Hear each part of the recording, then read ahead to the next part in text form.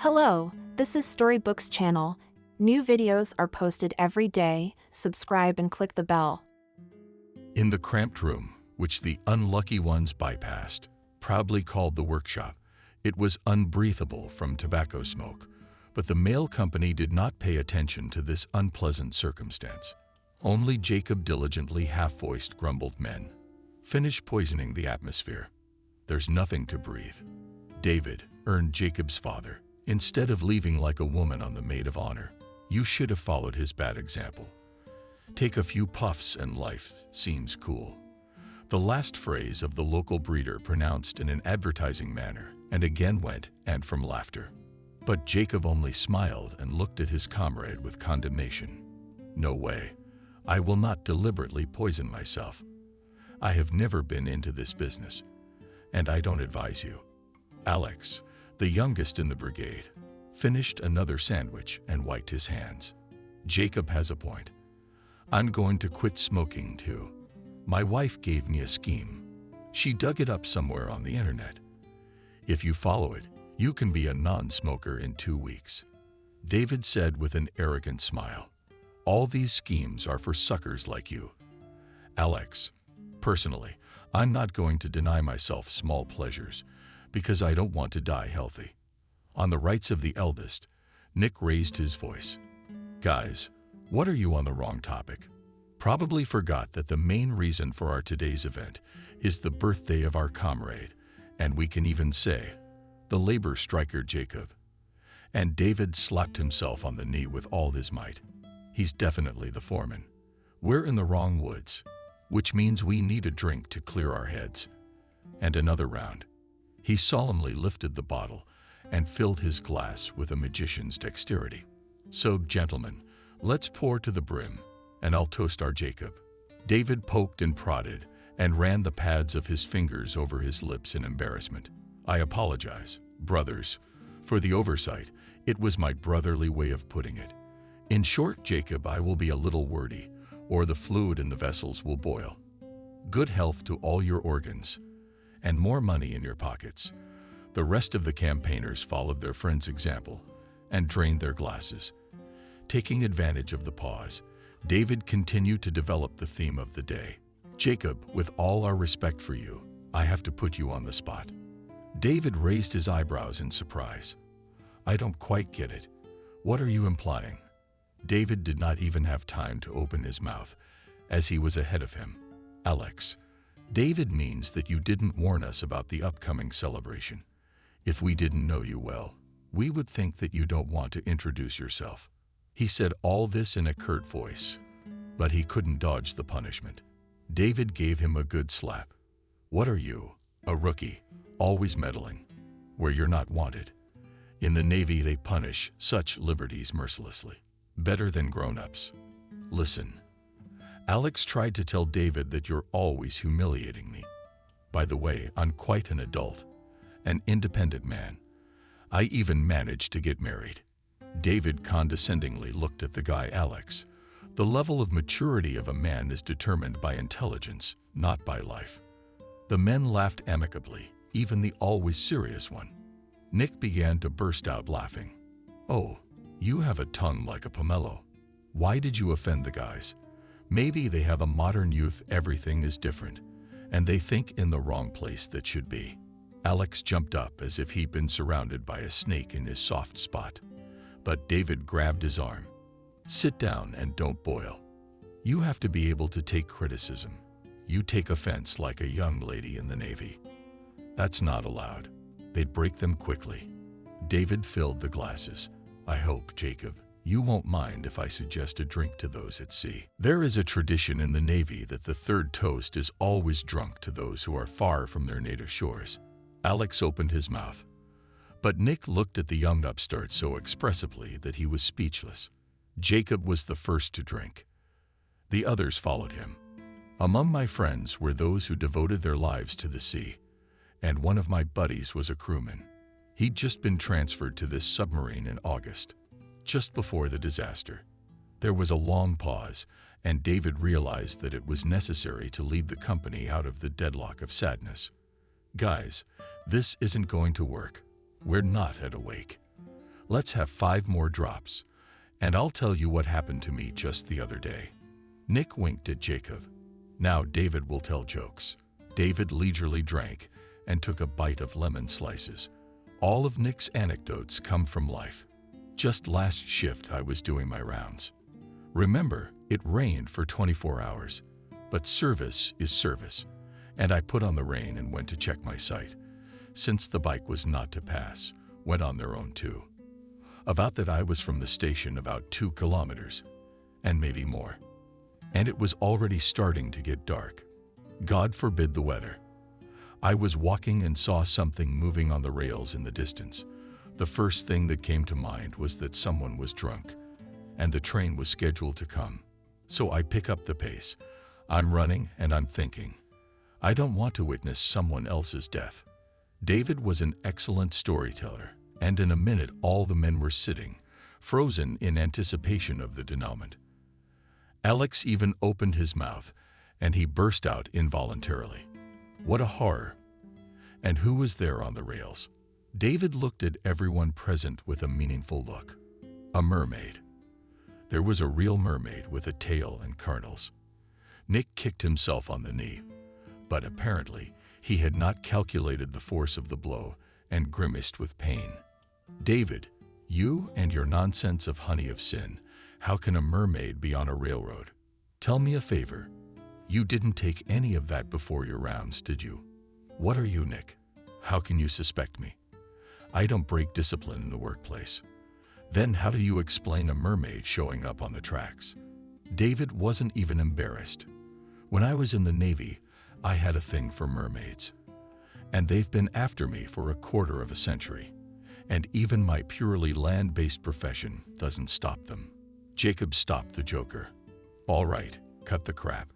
I also had a similar case last year, but the trap then fell into a young classic. Almost got her out of the death trap in time. But the mermaid is something out of the ordinary." The man made an upward spiral with his hand. David poured some vodka into his glass and knocked it over. "You don't believe me? I thought you wouldn't believe me. That's why I took a picture of the little mermaid on my cell phone. Look." David's cell phone changed hands, but the men couldn't say a word. Only Alex was reading confusedly. "A real mermaid. And she's all dressed up. Only seaweed is missing." Sour faces of comrades pleased the storyteller, and he even sang something like a circus march. "Men, I almost died of fear myself. Imagine, evening, rain, near the woods, and that's wise. Right on the tracks. The solution is simple. The girl has fallen behind the car. She, together with her troupe of artists, traveled to cities and towns to amuse children, and the role was allocated. A mermaid and B. They gave her very few words. Here the girl, and took offense, and in the break between performances, she poured strong drinks and drank too much. But it seems she was not the only one in the team. When she had to go to the bathroom, she decided to get away from the road and came back the car. The trail was gone." Alex is excited about David's story. "What happened next?" The man shrugged. "It's no big deal. I'm the Little Mermaid.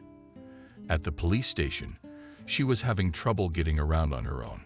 Her tail was in the way, and she'd had too much to drink. When the cops saw who I brought them, they laughed nonstop for an hour, but then they drew up a protocol and returned the Little Mermaid. At the place of registration, Jacob thanked a comrade. "Thank you, David. You also gave us a lot of fun today. In fact, I haven't had such a heartwarming birthday in a long time." Nick wagged his finger at him. "And you wanted to hide that fact from us. Thank you, Peter. He's the one who informed us. The only bad thing is, Jacob, you're on shift today.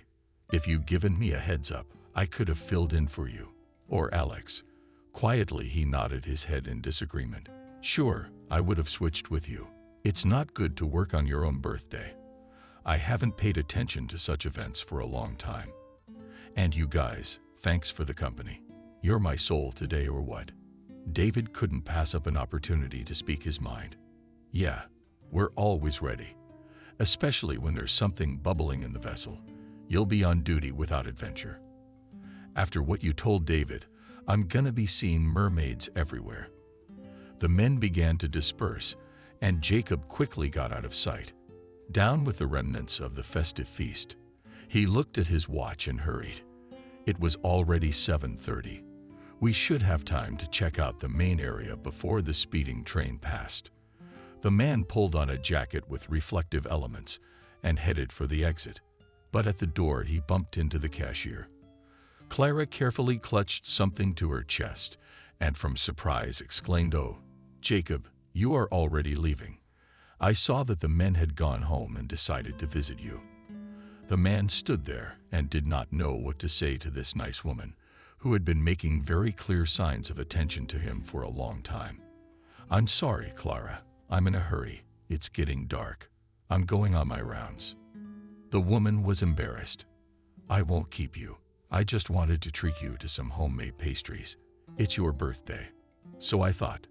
Jacob felt awkward and wanted to refuse the gift, but he noticed how the woman's hands were trembling with excitement and realized that his refusal would offend her. "Thank you, Clara. The woman is happy. Treats here pies with cabbage and meat. And donuts, too. I'm not aware of your gastronomic preferences, so I decided to write with different fillings. After all men like pies with cabbage and meat." The woman looked at him expectantly. And in this look, Jacob saw the hope for the most ordinary female happiness. The man accepted the package. "Thank you very much, but I can't eat that much on my own. I don't want such delicious things to go to waste. I make the dough according to a special recipe.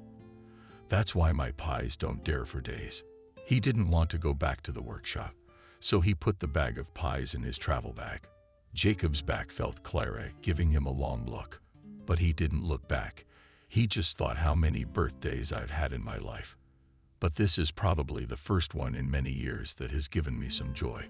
Over the years, Men has well studied the route, and during the obligatory raid thought about the strangeness of his life. He used to love holidays in the circle of friends back in his distant youth, but then, after the tragedy that happened to him, everything changed dramatically, and Alex began to hate even his own birthdays. This morning, too, he thought with irritation that another joyless year of his life had flown by. But coworkers and Clara and her hotels had struck strings in his soul that he thought had been ringing for a long time. August evenings increasingly reminded him of the near arrival of fall had not also become noticeably shorter. Therefore, Jacob reached the final point of his checkup raid when it was already quite dark. Right on schedule. An ambulance rushed past, throwing small stones in different directions. The man muttered, "It's time to turn on our little flashlight, or I'm going to get in trouble on my own birthday."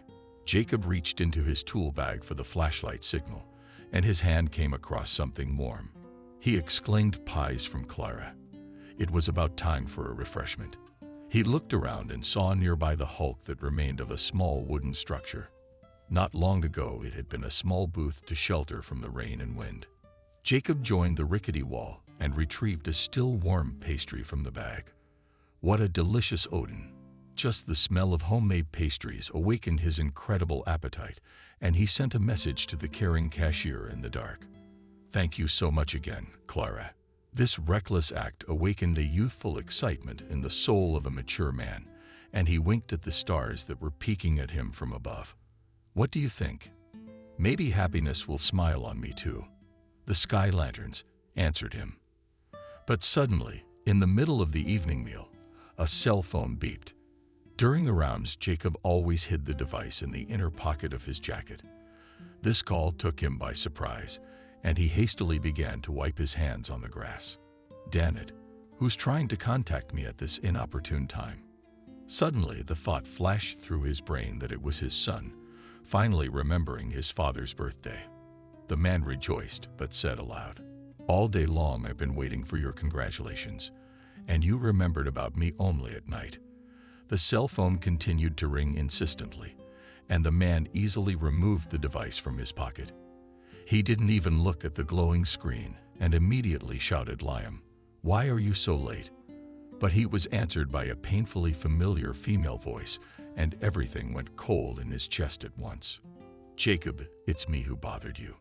Liam can't call. We're in big trouble." The voice of the ex-wife snapped to tears. Jacob shouted excitedly to Adriana, "Explain exactly what happened. What kind of trouble did you just say? Is there anything I can do to help?" All these questions remained unanswered, and the sobs still echoed through the phone. For a minute he urged the woman to calm down, and she finally said to Jacob, "You'd better come and do it as soon as possible. Bitch, explain to this one what happened there. Jacob, come. Our son Liam is sick. I'm sorry, I can't talk anymore." There were short beeps, and the man couldn't move. He was frozen in a dumb stupor, and in just 1 second all his almost 50 years flashed before his eyes. He was brought out of his stupor by the loud horn of a diesel locomotive. Jacob looked at his watch and, in confusion, commented that it was a freight train, so it was already 10:30. His nerves instantly tensed, and his brain began to work hard on what he was going to do in the coming hours and minutes. The man jumped on his bike, and within half an hour he was at the station. There was no one in the building except the night watchman and the cashier Clara. The woman looked at Jacob with surprise. "What's wrong? You don't have a face." The man was immersed in his own unhappy thoughts, so he answered almost blankly, "Yes, something has happened, and I have to leave immediately. But I'm at a complete loss. I don't know what to do. The only thing I know is that I have to go to Springfield." He had a hopeful look in his eyes, and Clara immediately suggested the only correct solution. "You need to get on a plane. It'll go faster. Julia, my daughter, should be here any minute. She always meets me. When I work the evening shift, she has this very, as they say, smartphone. You can quickly get all the information about upcoming flights, and you can even book a ticket. That's good. How am I gonna get to the state? Yeah, it can't take the strain. It'll fall apart halfway through. You give our Alex a call. I'm sure he won't refuse you." Everything that happened next was more like a surreal dream. The cashier's daughter clarified the schedule and booked a ticket for the nearest flight. And just 10 minutes after the call drove up on his brand new Audi Alex, the guy did not know what the alarm was about and cheerfully reported a personal cab for the birthday boy arrived. "Really, I'll have to put my brother behind the wheel, because I drank a little bit on your namesake. Although it's all gone out of my head now. But I don't want to get in trouble." Jacob thanked guys. "Thanks, Alex, for the encouragement. I absolutely don't care who is driving as long as I don't miss my plane. My flight is on the 18th. I just need to notify my bosses that I have an emergency." Jacob dialed the number of his high school friend Peter. Despite the late hour, the chief immediately picked up the phone. "Jacob, I already know. The watchman called and said that you are in trouble. Go, then we'll deal with the formalities. I've already warned Poplawski. He's agreed to cover for you." Jacob hasn't been on an airplane in over 20 years. He rarely left the small town where he spent his childhood. He didn't remember his father. He knew only from his mother's stories that William was a very respectable man, like most of the men in the family. William dreamed of becoming a machinist. After graduating from a railroad technical school, he was an assistant for several years, and then he drove trains on the railroads of a huge country. It seemed that in the fate of this young guy who never fought, everything was written on points, and only luck accompanies him on the way. But one day in the swimming current of everyday life interfered with the accident of William's life, broke off at the very takeoff. He was killed by a thug when he stood up for an elderly woman. Kelly considered it her sacred duty to cherish the memory of her husband's heroic deed.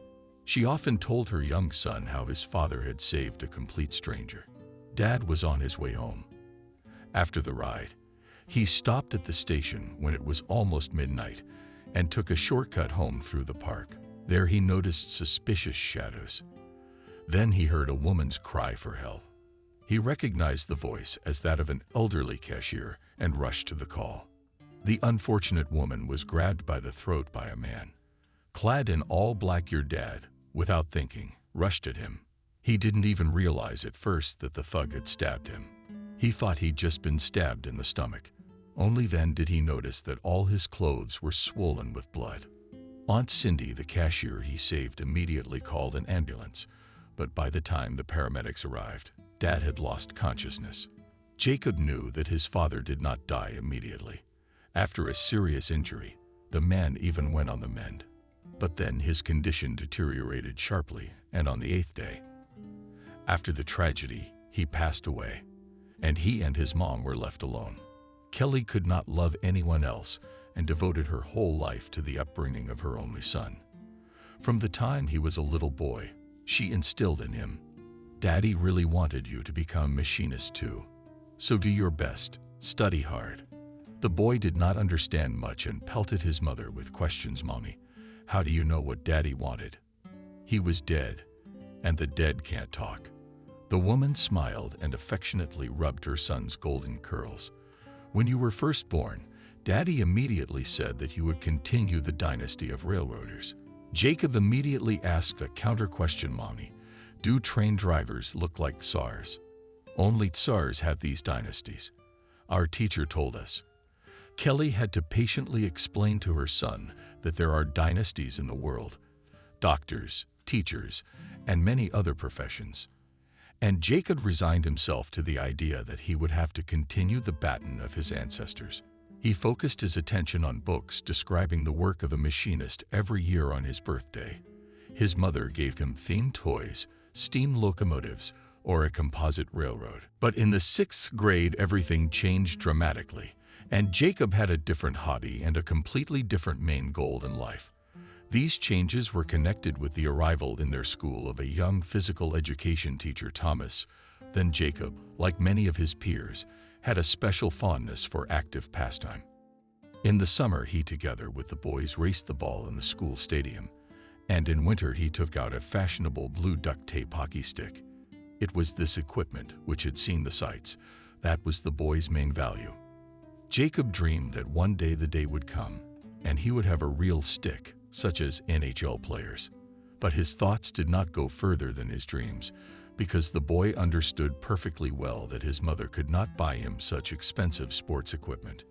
In winter, after every backyard match, Jacob patiently repaired his tool. Kelly silently watched her son and sighed because she was unable to realize her son's dream.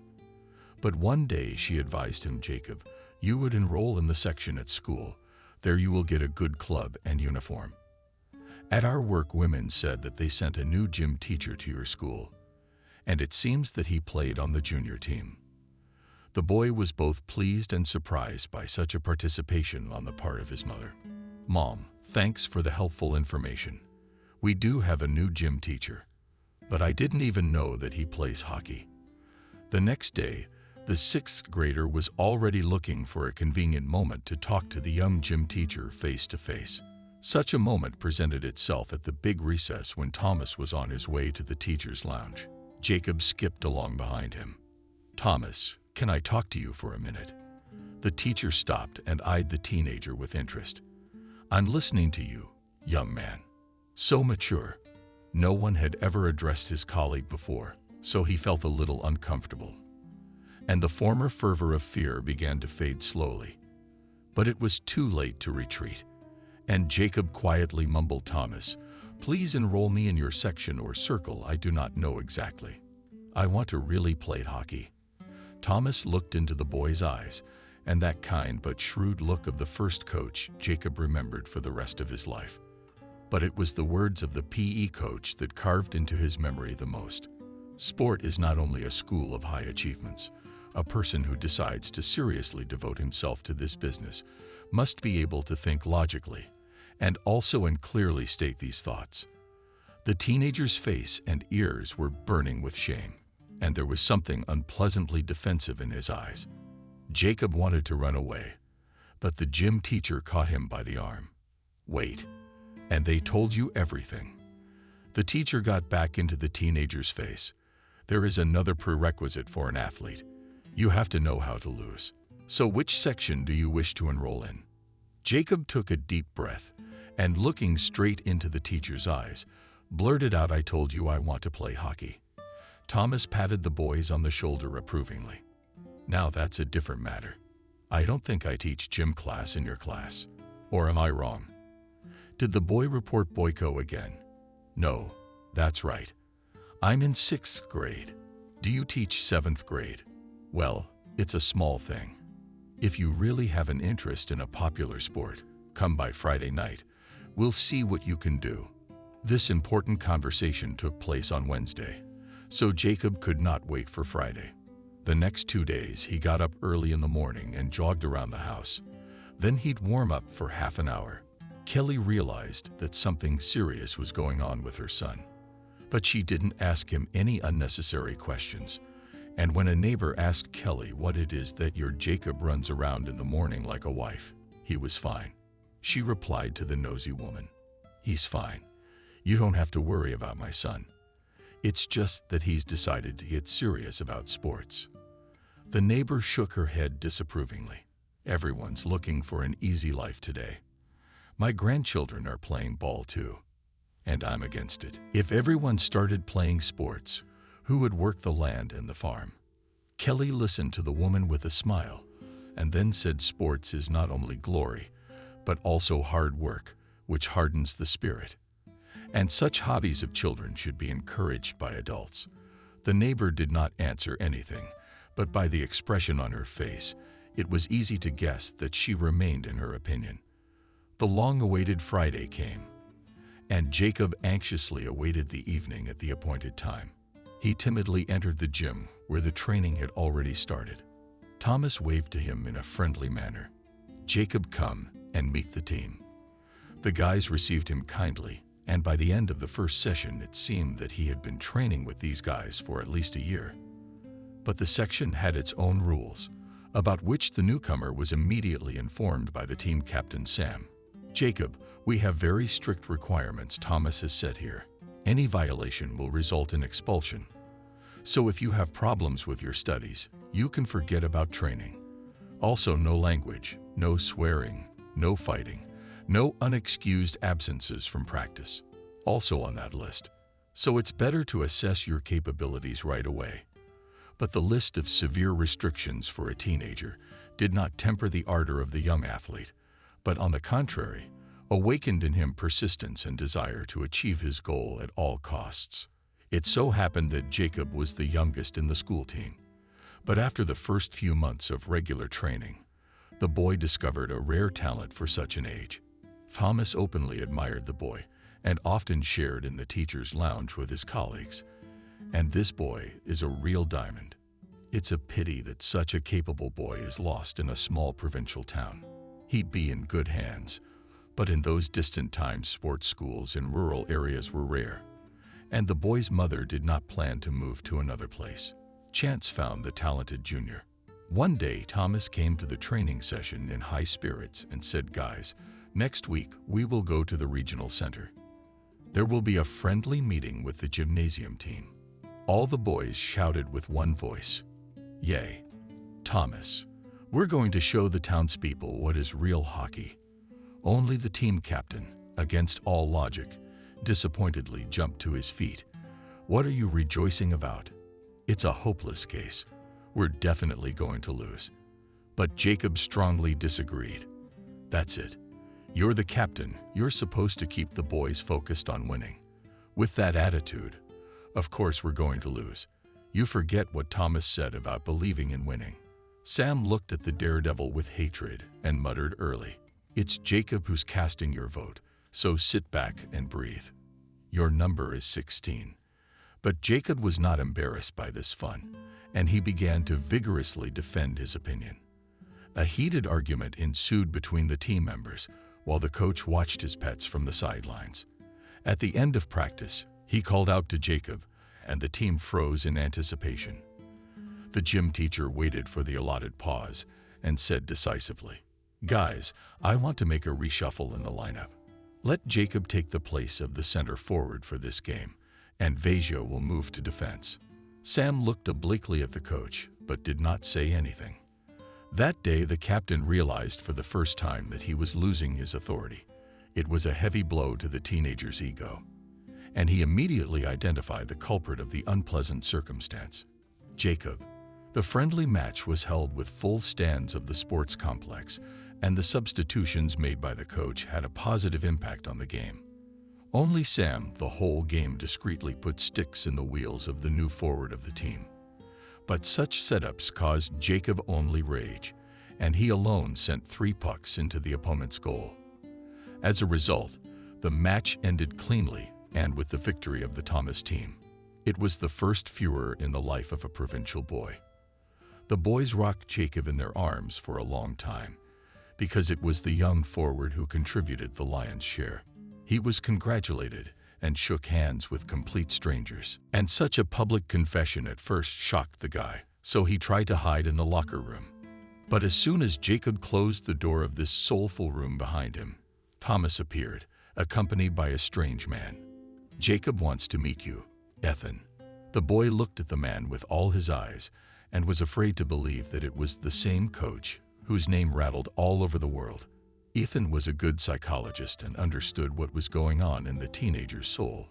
He gave him a friendly pat on the shoulder. "I won't beat around the bush, but I'll get right to the point. And I'm recruiting a new junior team. I watched your game very closely today, and with all your shortcomings, do you have any prospects for growth? If you're seriously thinking about playing a big sport, here's my hand." Ethan extended his hand, and Jacob shook it as an equal. Further events spiraled at spiral. Ethan personally traveled to the town of Utah to speak to the mother, a talented boy. Of course, Jacob was not present during the conversation that decided his fate.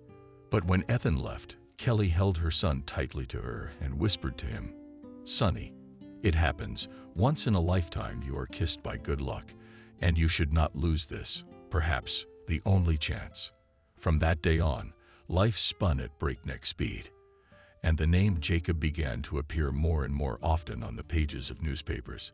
Sports commentators covering important tournaments also paid attention to the talented striker. Very quickly, Jacob got used to the fact that behind him is a trail of loud fame. Along with success came financial stability.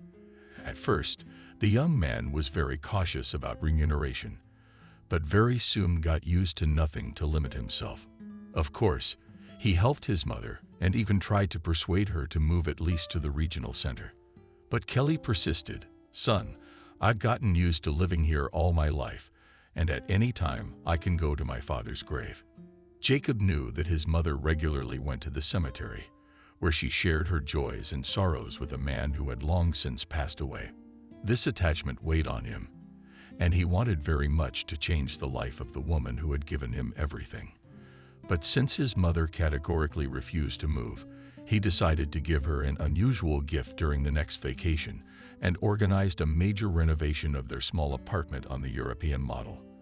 At that time, such transformations were a novelty. And so the neighbors with 6 months went to look at this miracle. "Well done, Jacob. Look at the conditions his mother created in such a nice house. It's not terrible to face old age." Of course, the young sportsman did not forget about his own well-being. He studied in absentia at the Institute of Physical Culture, passing with a squeak sessions between championships of different levels. Jacob made the most grandiose plans for the future because he was in great demand as a legionnaire. This obscure term alarmed many people, especially those accustomed to standards. Kelly, all the same neighbors and work colleagues reprimanded. "Look, Kelly, so that on a crooked road your son did not turn. I can still understand when a person plays for their own, but to chase around the field with a stick for someone else's interest only for the sake of money, it does not come to consciousness." But Jacob paid little attention to such discussions. He was flattered that he is literally on the prowl, trying to get quite famous hockey gloves. Even his mother's warnings he took with skepticism. Mom plays for money on someone else's team. It's a normal practice, and all your worries are for nothing, because nothing bad is gonna happen to me. But with my abilities, I'll be able to make a good life for you and me. Over time, on the background of such hypertrophy popularity, Jacob formed defiant ambitions, and he began to look down on former classmates and friends. especially offended by such arrogant behavior of a friend Peter. Jacob, you would not be very worn. It is very painful to fall from heights, but it's a fair point. Jacob also let it pass, believing that his schoolmate was simply jealous of his success. Between friends there was a quiet split, and for many years their paths parted. But once out of the risen Lucky still a little brought to his senses the first coach Thomas. Their meeting was fortuitous. When Jacob came to visit his mother for a couple of days, on some sort of naivete, the young man and went to school where they met teacher Thomas. Not immediately, and the tall handsome man of political physique recognized his former pupil, and only after Jacob rushed to him with hugs. Thomas, don't you recognize me? It's me, Jacob Thomas. After a moment of confusion, Jacob said with admiration, you really do not recognize you. You have grown up, stretched under the ceiling, and you are wearing foreign clothes. This last remark pleased Jacob the most. What can I do, Thomas? I have a little weakness. I like to dress nicely. And then the gym teacher cut him off right away. Any attachment is detrimental to a true athlete. Money, glory, a life of luxury destroys the inner core. The teacher wanted to add something else. But Jacob, forgetting the elementary rules of decorum, cut him off. Thomas, you're telling me this because you yourself have not gone beyond the junior team. Now, looking at me, you regret that at some point stopped in the eyes of Thomas. There's a twinkle in his eye. If you think I'm jealous of you, you're mistaken. It's just that I, Jacob, am used to a sober outlook on life. God didn't give me the talent you have, and I realized in time to find another place in life. Teaching children is also an honorable occupation. Thomas was silent, hesitant to say the main thing. But the former pupil had behaved so defiantly that he said, remember, Jacob, an athlete's career is fleeting, and I don't want you to repeat the unfortunate experience of many athletes who quickly fall out of favor, and then some of them got drunk, and some of them went on the lam. Jacob waved his hand dismissively and interrupted the coach again. I don't know what you're talking about. I'll be fine. I am needed everywhere. To get me, clubs are lining up in line. Thomas looked sadly at the former pupil and hurried to say goodbye. Sorry, Jacob, I don't have time. I'm in a hurry to get to my lesson. Only when Thomas disappeared behind the doors of the school gym, the boy realized that the coach deceived him. What class in July? He just wouldn't talk to me. That's okay. I'm not used to being punked.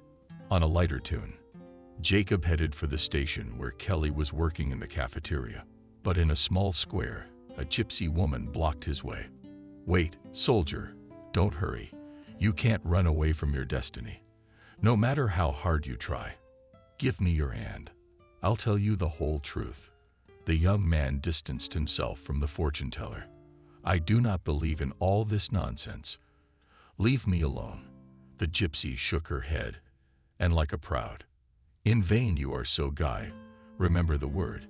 It is like a husk flies and nothing will remain. Very soon your life will change. You'll be in a lot of pain. Jacob did not want to listen to these prophecies, and he quickly walked towards the station building. But the fortune teller was after him already tonight. You take my words very differently. In just a few hours you will meet a girl who will become your wife, but she will leave you. Jacob switched to running, hoping to disengage himself from the gypsy woman. When he turned pale and appeared near the buffet, Kelly asked Jacob with surprise, "What's wrong? You're not wearing a face." "Yeah, some crazy woman got a hold of me. She started telling me my fate. She said some crazy things." Kelly cast a fleeting glance outside the window, where stood waiting for a new client gypsy. "It's all clear. The hall told you a fortune. She comes here almost every day. The police chase her, but to no avail. They have recently settled in our town in Utah, and not only adults but also children earn money by fortune telling. But what can you do? Is that the tradition in gypsy families? Mom, it doesn't bother me, because I don't believe in any prophecies." The mother looked at her son carefully. "People say that the hall predicts everything exactly. everything comes true. Jacob exclaimed, "Mom, I never thought I had you so drowsy. Throw out of your head all nonsense and believe in good things." With a calm soul, the young man went home to relax. He had originally planned to rest at home for 2-3 days, but toward evening, Coach Jacob called around town. "Get back here right away. You are interested in you from a very famous club, the name of which I will not say yet. But one thing I can say for sure is that the contract is very favorable for 3 years." Inspired by this news, Jacob shouted into the phone, "I'll be there tonight. Thank you for the good news." He hurriedly packed his traveling bag and went to the station, hoping to catch the evening train. When his son appeared in the cafeteria for the second time that day, Kelly exclaimed with surprise, "Jacob, where are you going?" The young man grinned, "Mom, it seems that your predictions in the gym are beginning to come true." The head coach called, demanding to see him. He looked at his watch and smirked enigmatically. "It's 8:00 p.m., and I have until midnight to meet my future bride. That's what the gypsy told me. So Mommy, get ready for the wedding." The pilot left his mother and jumped into the train. Kelly stood on the platform with a confused look, clasping her hands to her chest.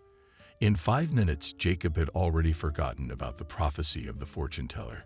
He was more concerned about the terms of the new contract. His intuition told him that this time he would be much luckier, and he would play for the Czechs or Slovaks. At the terminus, he jumped out of the carriage and almost spiked a girl who was trying to balance her huge suitcase on wheels. The stranger had in no way expected him and let go of the handle out of surprise. The suitcase tipped upside down on its wheels, and the girl shouted indignantly, "Where did you come from? Now I'm definitely here till morning for the country with this damned suitcase." Jacob behaved like a true gentleman and easily lifted the heavy burden. "I'm ready to redeem myself. I order you to go. Where to deliver your suitcase?" The girl was pleased with the unexpected assistant and said in a commanding tone about delivery to the cab stand. Jacob was on a roll. "I can give you a ride. Sit down." The girl looked at him with bewilderment. "Are you a provocateur?" "No, I'd rather walk with my legs to the crowd. Otherwise, they'll think I'm crazy." The young man did not insist on his proposal and rolled the suitcase in the direction indicated. But barely 100 meters away, one wheel of the suitcase fell off. The girl began to lament. "You can't trust these merchants. The guy who sold me this suitcase for a fabulous price assured me that it would last for 10 years at least." To support the conversation, Jacob also began to stigmatize the sellers of low-quality goods. He even gave the example of an unsuccessful purchase of jeans, which after the first wash shrank by 6 sizes. Jacob took the ill-fated suitcase on his shoulder, and the girl shifted behind him on her high heels. The burden was heavy even for a man of such training as the willing helper, and Jacob was already finding it difficult to maintain conversation. Meanwhile, the girl was counting breathlessly. She was telling him about a fabulous vacation in Miami, where she was relaxing with friends. Finally, they went to the cab stand, where a small crew had gathered. The girl simply, without any hint of coquetry, said, "You didn't even ask my name." "This is the first time in my life." Jacob carefully lowered the burden to the sidewalk. "I'm sorry, your cart completely occupied my thoughts. Now I am free of it and can ask you what your name is." The girl held out her graceful hand. "Adriana. Only I'm not related to the famous children's author.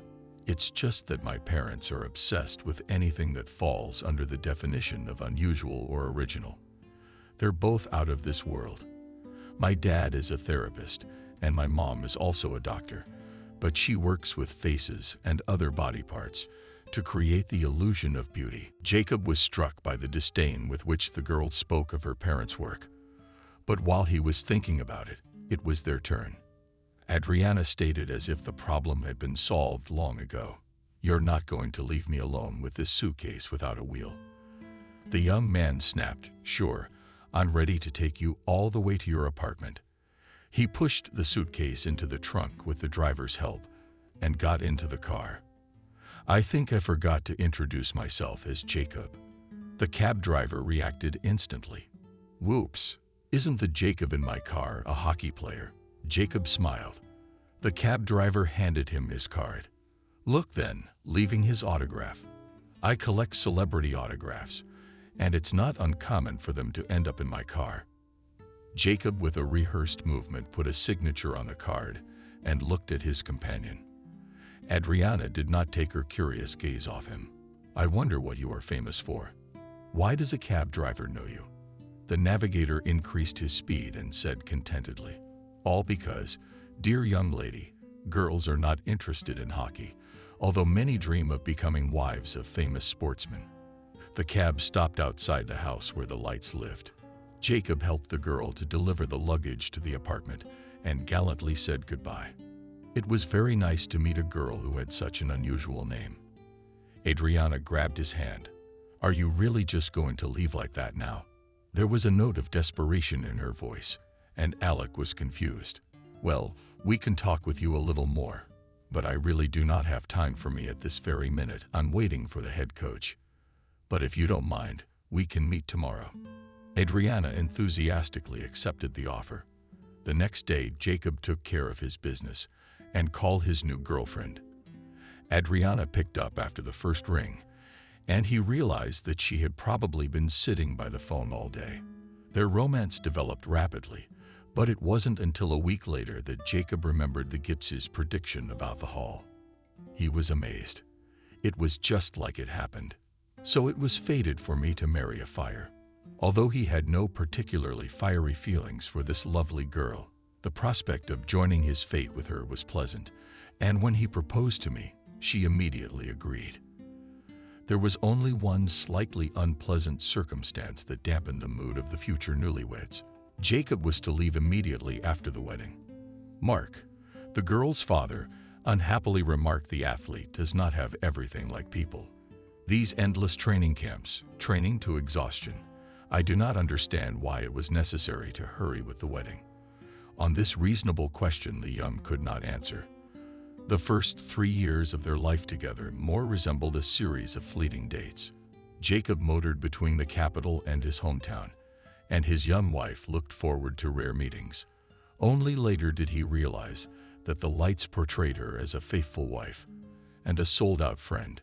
In reality, she was most concerned with the money Jacob was earning. During his absence, the girl did not deny herself anything and party to the full at parties and other fun events. Of course, the husband did not suspect the lifestyle of his young wife. Before the end of the contract, Jacob said to his half, I can no longer live like this and do not want to live. Tired of everything. And the age is not youthful to move here and there. I dream of a normal family. I want to have at least a couple of kids with you. Adriana smiled enigmatically and gently circled his neck with her graceful, liana-like arms. Dear, now is not the time for change, because we are about to have a third member of the family, and that means we'll be spending a lot of money. The man instantly forgot his fatigue. He embarrassed his wife so that she almost suffocated, and then he carried her in his arms for a long time, giving out the most unfulfilled promises. After such news, I am ready to turn mountains. I promise that you are our baby. We'll never, ever need anything. Could he have known then that in making this vow to his wife, he was signing his own sentence? The terms of the new contract he was offered were much harsher than the previous ones. But Jacob was willing to make such sacrifices for the sake of family welfare. Only one circumstance took the young legionnaire by surprise. As part of the team, whose honor he now had to defend, was his old enemy Sam. But this fact came to light later, when it was impossible to change anything. When the former players of the school teams had first encountered each other in the locker room before practice, Vsevolod Evil hissed at Jacob, "What the hell brought you here? I thought I'd never see you again. And here you are. I warned you to stay away from me." Jacob himself was unpleasant to see the old enemy, and he himself tried to avoid him. But during one significant match, they still had to go out on the ice together. The opponent was serious, and after the first period, Jacob was already exhausted. But he knew that he could not count on a substitute because this condition was stipulated in the contract. There was nothing left but to ask Sam for help. During a short break in the game, Jacob, without further preamble, said, "Listen, Sam, I'm not in the form of a backup today. I'm not a problem. I mean, we're on the same team today." Sam didn't keep his promise. Toward the end of the second period, when a critical situation arose, he was on the other end of the field. There was a big fight. Jacob was attacked by a trio of opposing forwards. One, a particularly aggressive hockey player, swept his stick across his back.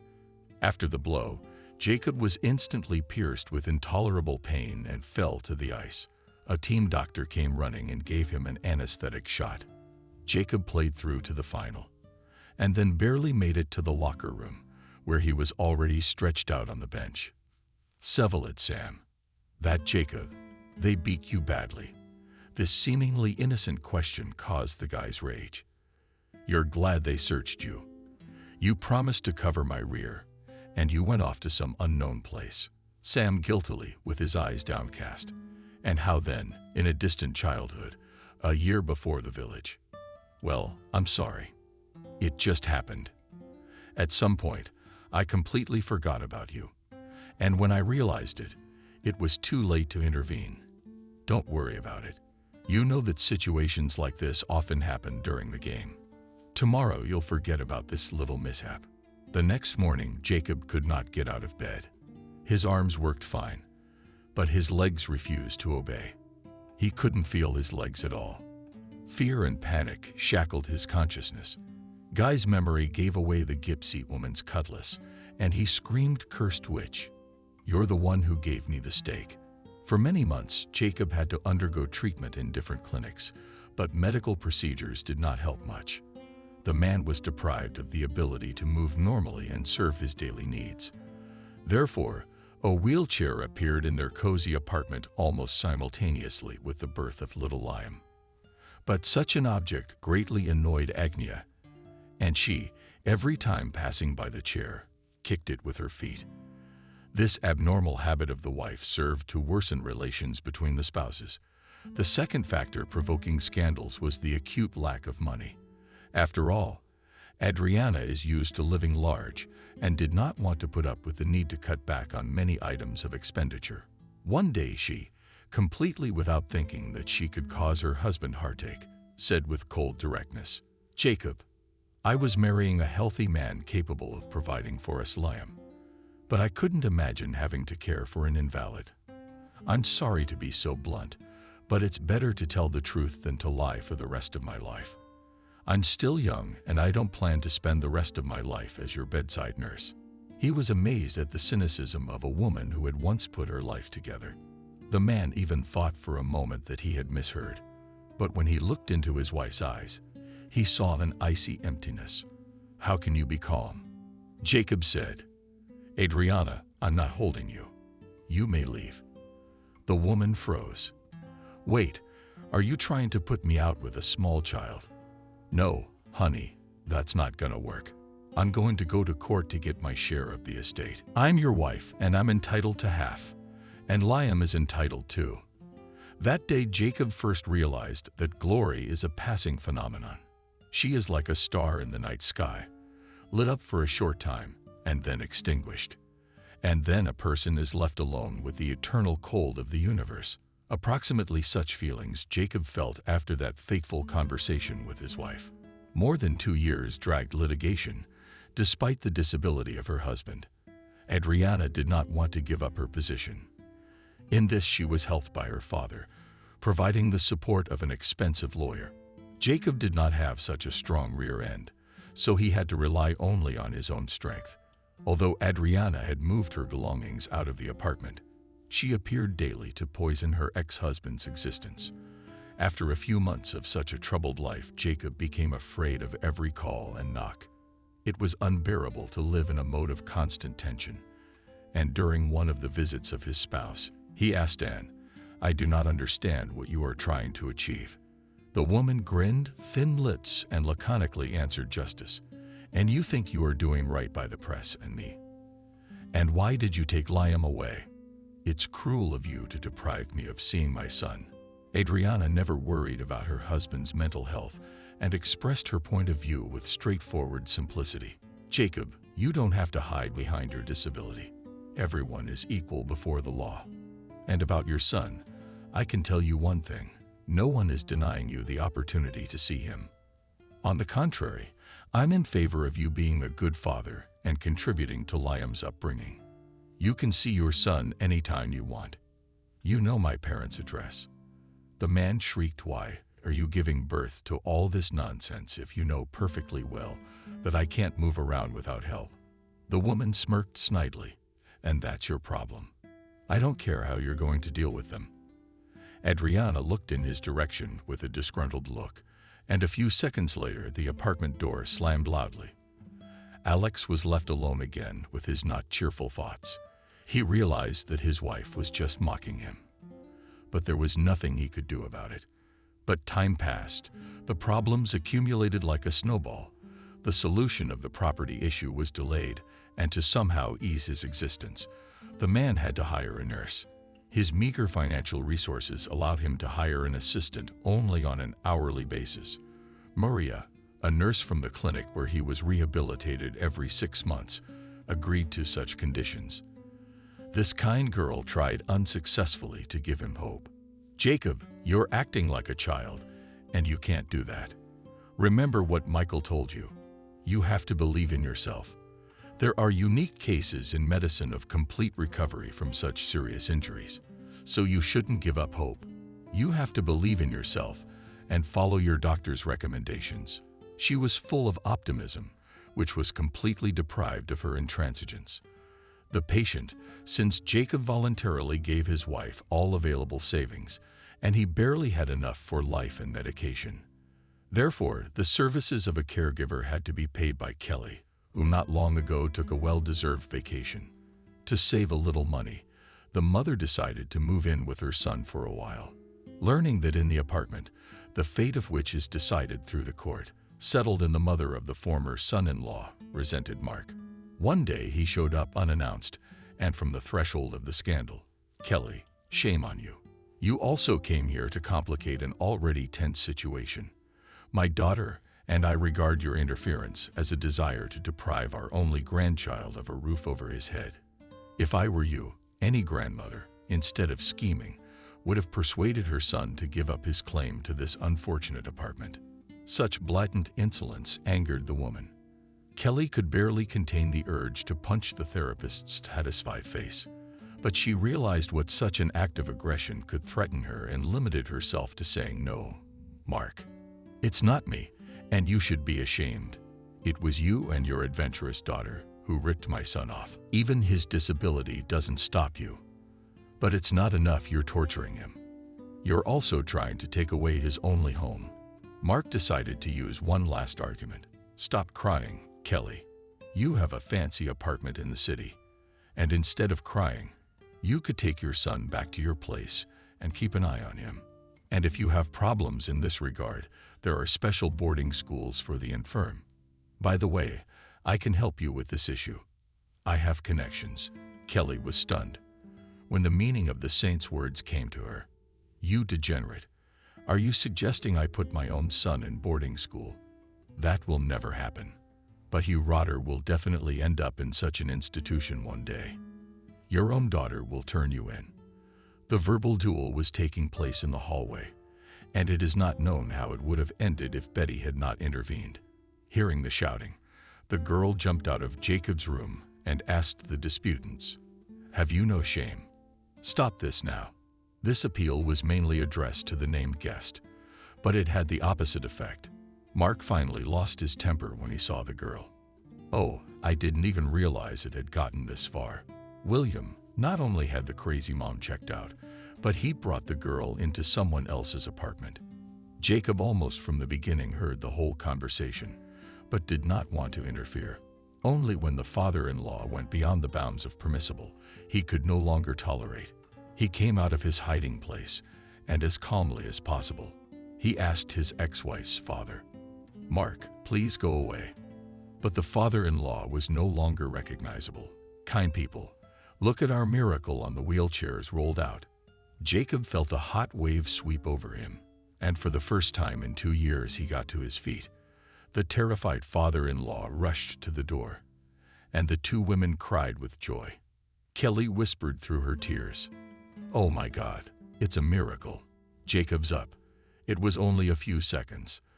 The man stood looking around, but those moments were enough to make him believe in himself again, and he no longer cared about his wife and her father. He didn't want to think about the upcoming court hearing, where the apartment issue was to be finally settled. The man's heart rejoiced at his first victory over his ailment. Betty's mom. "I'm standing. Look, I'm standing." Upon hearing of the miraculous phenomenon, the attending physician was not surprised. It's not a miracle, but a natural reaction to extreme stress. This phenomenon often happens to paralyzed people. Under the influence of strong emotional stress, brain centers are activated. To put it simply, they remember what the body should do in a critical situation. But all this happens reflexively. True, in our case, we can state that there are definitely positive changes. After a detailed examination, Michael advised. Now, it is difficult to say how successful the restoration of function can be, but to speed up the process, it was good to take an additional course in good clinics. Jacob sighed heavily. But such supportive treatment must be very expensive. I can hardly afford such a luxury in the current situation. After all, you can't spread yourself thin on a disabled person's paycheck. Duden didn't answer right away. Unfortunately, today paid medicine can give much more than state clinics. And of course, such a course will not be cheap. But when it comes to health, anyone is ready to sacrifice everything. Many people sell their summer houses and apartments. "Thank you, doctor, I understand. If you could give me the address of this clinic, I'll not only give you the address, but I'll prepare the documents and submit a request. And all this I will do for you for free, Jacob." The doctor smiled and confessed embarrassed. "You know, I am a hockey fan and was a fan of yours, so I would be happy to do something useful for you." Michael kept his promise and called the best clinic in Germany, where a friend of his from the institute worked. Now, all that was left was to get the right amount of money. Kelly encouraged his son. "It's okay, Jacob. We'll figure it out somehow. We can sell my apartment in the town." Jacob dismissed that option out of hand. "No, Mom, we can still use your place. If the treatment is successful, I'll go back to our nice town and work at the station." "Son, you don't have any special training." "That's okay. I can be a janitor or a stoker. The position doesn't matter." No matter how hard her father tried. The court decided to divide equally the property acquired during the marriage. And it was the second victory of the invalid over circumstances. Jacob sold the apartment and spent all the proceeds on medical treatment in Germany. Before leaving, he called his ex-wife, Adriana. "I'm going abroad for a long time. And before leaving, I would like to see my son." Because the young woman thought the court's decision was unfair, she said with undisguised dislike, "I think you and I have already discussed this issue. Of course, I can't forbid you to see Liam, but you must come, and I'll take Liam for a walk." The man had prepared a considerable sum of money in advance, which he intended to give to his wife during the meeting. He went to the date in a cab, accompanied by his nurse. From afar, he noticed Agnia waiting for him at the entrance. Her 3-year-old son was cowering next to his mother. They were making something out of twigs. Jacob had not seen his son for a long time, and his breath immediately caught. A suspicious sand appeared in his eyes. In a quiet voice, the man called out to his son, "Liam, come to Daddy." The little boy looked at his father with huge eyes, and then shifted his gaze to his mother. "My mom is my dad." She pushed the child towards the car. "Yes, Liam. He's the one with the idea. He brought you the car." Jacob felt awkward because he had completely forgotten that children are supposed to be given toys. Adriana looked at him defiantly, and then he remembered the envelope. "Liam, Daddy's legs are sick, and he can't go to the store to buy a car. There's money in this envelope, and Mommy will buy you anything you want." Adriana literally snatched the envelope from his hands and immediately counted the money. Her thin lips pressed together. She squeezed it all out of her. "Yes, that's all I can give for now. But you sold the apartment. All the money will go to your treatment. It may seem strange to you, but I really want to learn to walk again and live a normal life." The woman said with a kind of gloating gloat that you'll never make it. You'll only waste your money. Varvary all this time sat silently in the back seat of the car. When Adriana expressed in such a strange form about expensive treatment, the girl did not hold back. "How can you talk like that? You have no heart. What if you were in Jacob's shoes?" The ex-wife came closer to the car and looked into the cabin. "Who's that yapping in there?" "Wow, Jacob, you've already replaced me. And all you do is complain about your health, pretty lady. Remember, I'll never be in a wheelchair because my head is in the right place."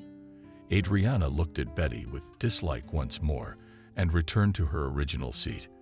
But the presence of the young girl in the car had dealt a serious blow to her ego, and she decided to get back at her invalid husband. In a deliberately loud voice, Adriana commanded Liam, "We have to go home. Daddy has to go too." The boy sat on his father's lap, and he clearly did not feel like following his mother's orders. Jacob pleaded with him, "Why do you do this to me? Just let me be with my son for a little while." The woman pulled the child out of the car. "You don't make new sons." Liam wrenched himself out of his mother's arms and yelled loudly, wanting his daddy. But Adriana, ignoring the child's tantrums, dragged him toward the driveway. It was this wild scene that the man remembered for many years, although after successful treatment he still saw his son several times. Then he learned that Adriana had married some high-profile official and moved to Springfield with him. He did not know her new address, so the visits with his son ceased. Almost a quarter of a century of his life flew before his eyes in an hour-and-a-half flight. Jacob had never analyzed his own mistakes, but now he realized that the main reason for all his hardships and troubles was overconfidence. If it weren't for his inflated ambitions, he wouldn't be so lonely now. Kelly would probably have lived to see today too. At the memory of my mother, a painful prickling under my heart and a thought flashed through my mind. She had indeed given me not only the best years, but also a part of her life. But perhaps all the trials were sent to me from above so that I too could save a man's life, my son's life. This was the question he asked himself for the first time. But there was no time to think about the answer, because the snow-white airliner had already landed and was rolling smoothly along the landing strip. Jacob did not have to waste time waiting for his luggage, because he went on a trip light.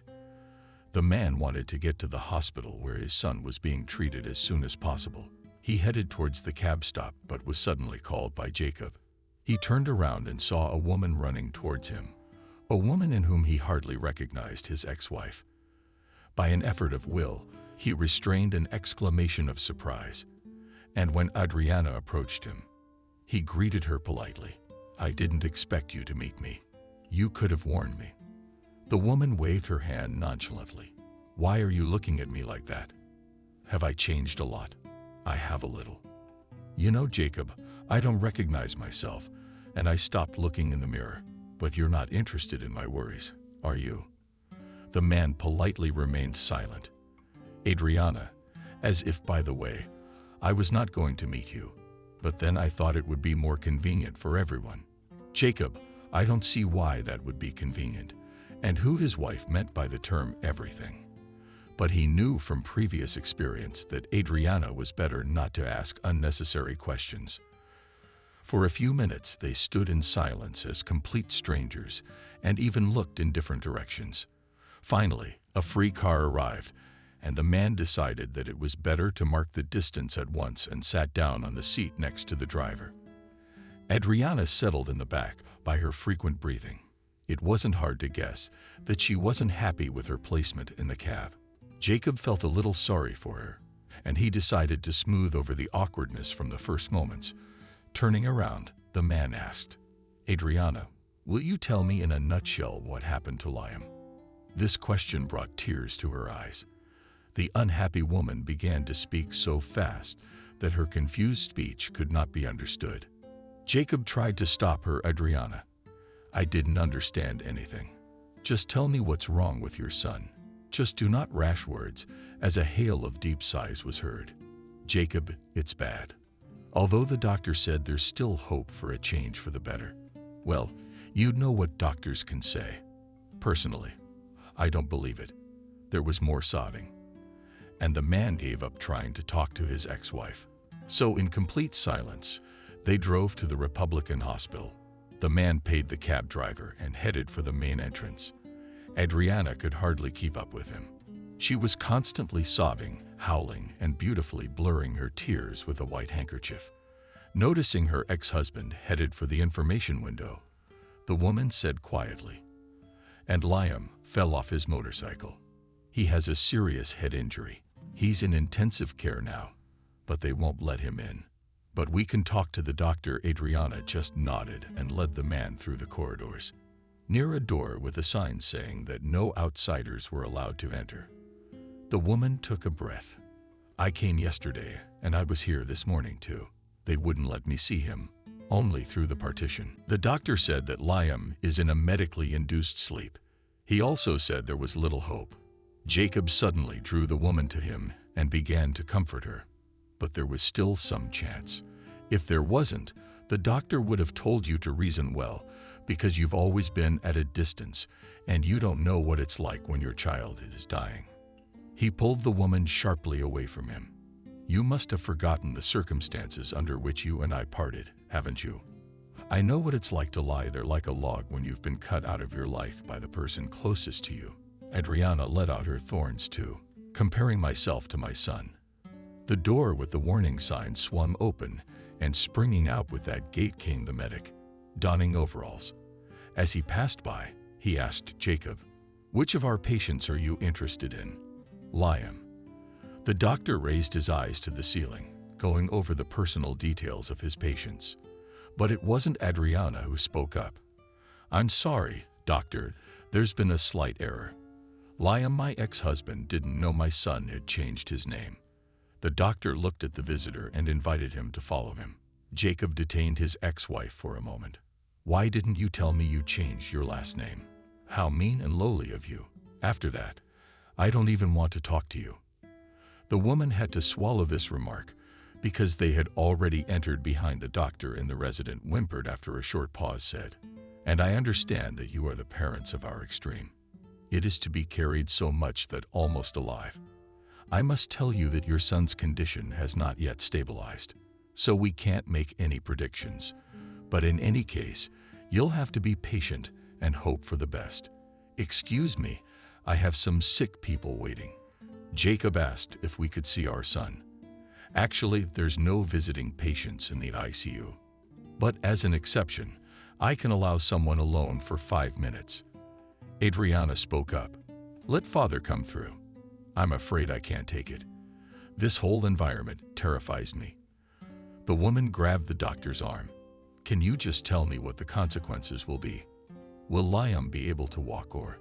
The doctor carefully removed the woman's hand and, with obvious irritation, said, "I explained to you that the current state of the patient does not allow to make any predictions. But it seems to me that the most important thing is that the guy is alive." Just as quickly, the doctor left the office and invited Jacob to come with me. Familiar odors hit his nose, and the man immediately remembered the days when he himself lay motionless in a hospital bed. The doctor led him into a small room where he saw a man whose head was covered in bandages, and various apparatuses connected to his arms and chest. The instruments nodded quietly, and the monotonous sounds made him uncomfortable. Just a 5-minute reminder. "He's asleep now, but you can sit next to him." The doctor walked out the door. Jacob cautiously crouched on the edge of the chair. He took the young man's vital hand and stared intently at the features of his face. "Liam, this is how you grew up without me. Perhaps you wouldn't have gotten into trouble if I had been there." Suddenly, the boy's eyelids fluttered and began to rise slowly. Behind the misty gaze of gray eyes stopped on Jacob's face sharply, and the lips whispered, "Who are you?" "I'm your father." Liam made an attempt at a smile. "No, my father is different. And the last thing I'd want is to see him." "Liam, You can't say I'm your real father. Jacob, don't you remember me at all? The guy tried to smile again. Yes, I recognize you now. Only you've changed a lot since the last time I saw you. A nurse came into the room. Is it time for you to go? Jacob shook his son's hand. Liam, you be strong. Everything will be all right. The girl asked in surprise, is our patient awake? Without waiting for an answer, she ran out of the room. Molly, call Arthur. Tell him that the patient is awake. Jacob had no sooner left the room than the paramedics came rushing in. The last to arrive was a familiar doctor. Are you still here? Go away or I won't let you see your son again. Adriana was waiting for her ex-husband in the lobby, but she looked a little calmer and more confident than half an hour ago. What's up? How's he doing?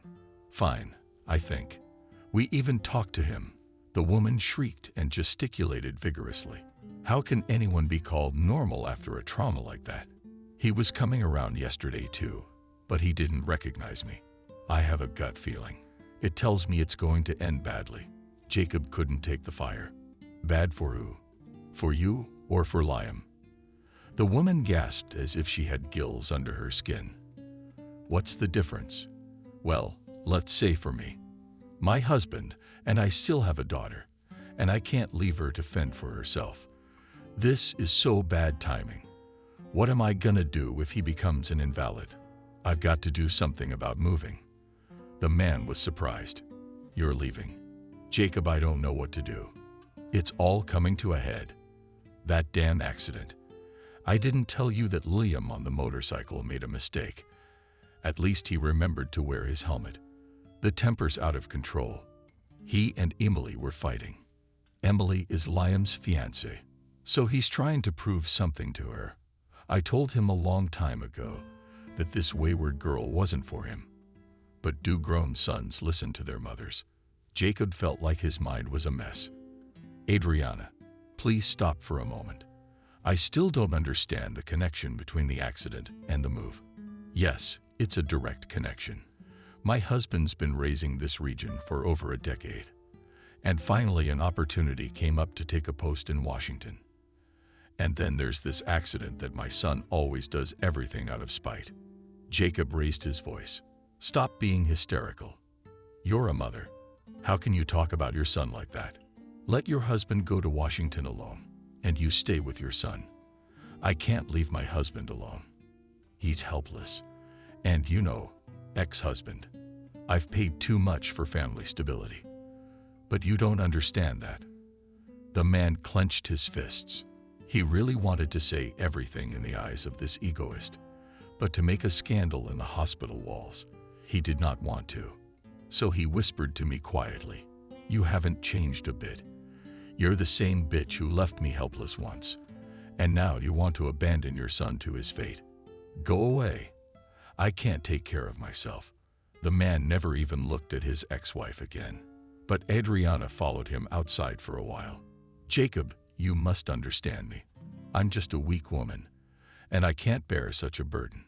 It was the ex-wife's lamentations that made the blood in his veins run cold and made him dizzy. To get rid of her, he stopped a cab. Chief, where do you have a cheap hotel here? The driver didn't even look at the passenger. The most budget-friendly place is a hostel, although the comfort there is minimal. But the prices are cheap. You can stay there for a few days. The cab driver took him to the very outskirts of the city, where he settled in the third category of the hotel. The room was for 3 people, but there were no companions. Jacob decided to take a short walk to put his thoughts in order. For the umpteenth time in the last few days, Jacob remembered his mother. He wandered through the park and mentally talked to her. What a pity, Mom, that you are not around right now.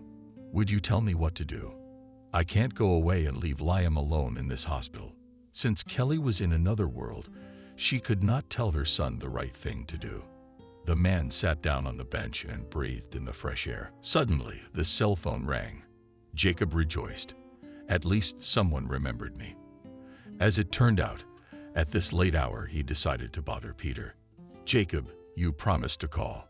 How's it going in there? Not much. Peter's son is in serious condition.